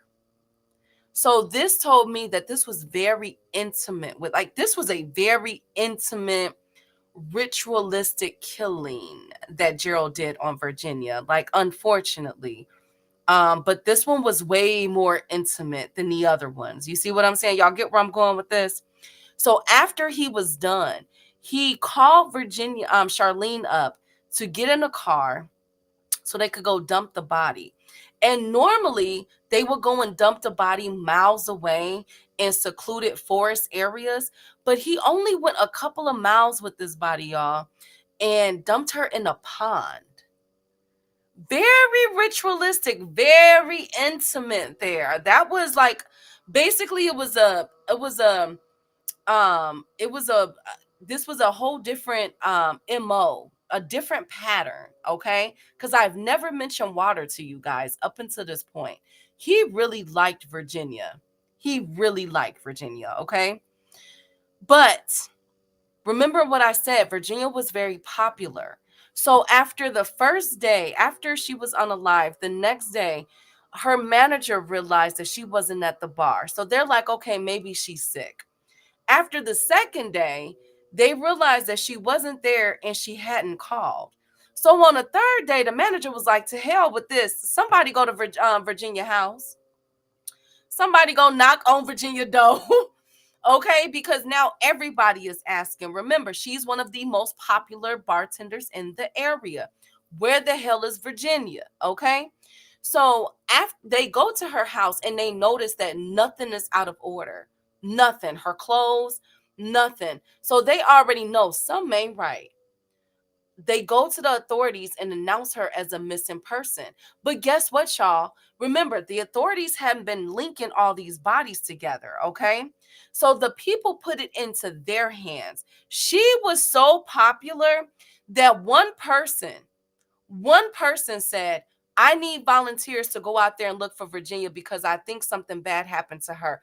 And a slew of people showed up to the bar, ladies and gentlemen, and began looking for Virginia, going out on foot, y'all, to parks, everywhere, alleys, you name it. They were looking for their damn Virginia. Where the hell is Virginia at?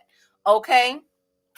While this is going on, the detectives are asking the patrons of the night that Virginia went missing, did they see anything? So they started getting a common theme. They started hearing that a couple was there, and that's who they saw Virginia talking to. So they were like, what's the couple name? And they said Steve and Charlene. Remember I said Charlene didn't change her name? Dumbass. Steve did though. Gerald did though. Gerald did, but Charlene was like, Charlene, Lord Jesus, Lord have mercy. Anyways, so they began to run the names and found a hit. They said, okay, let's go visit these two couple. Let's see what's going on. So they pop up at the apartment complex that Charlene and Steve, aka Gerald, is residing at. Now, Charlene opens the door. She is visibly shaken. Like, damn, oh my gosh, she couldn't believe it. She's like, yo, how the hell did they find us? So they come in and they begin to ask Charlene and Gerald questions. We're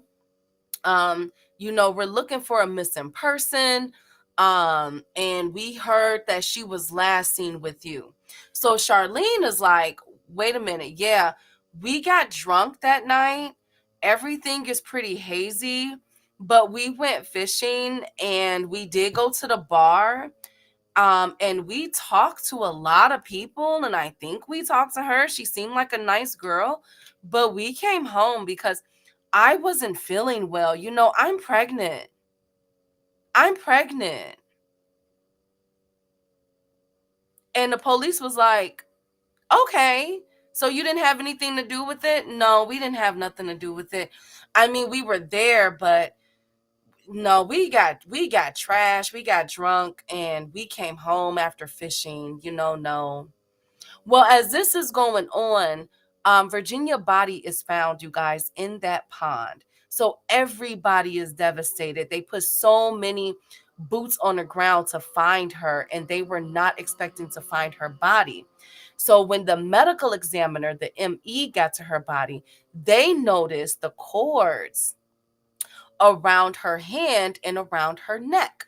Well, when it was tested, they were able to tell investigators that, yo, this isn't just any type of cord, this is fishing line.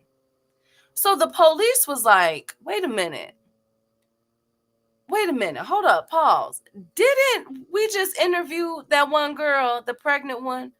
Yeah, what was her name? Charlene. And didn't Charlene say that her and her husband was fishing that day? You know what? She did.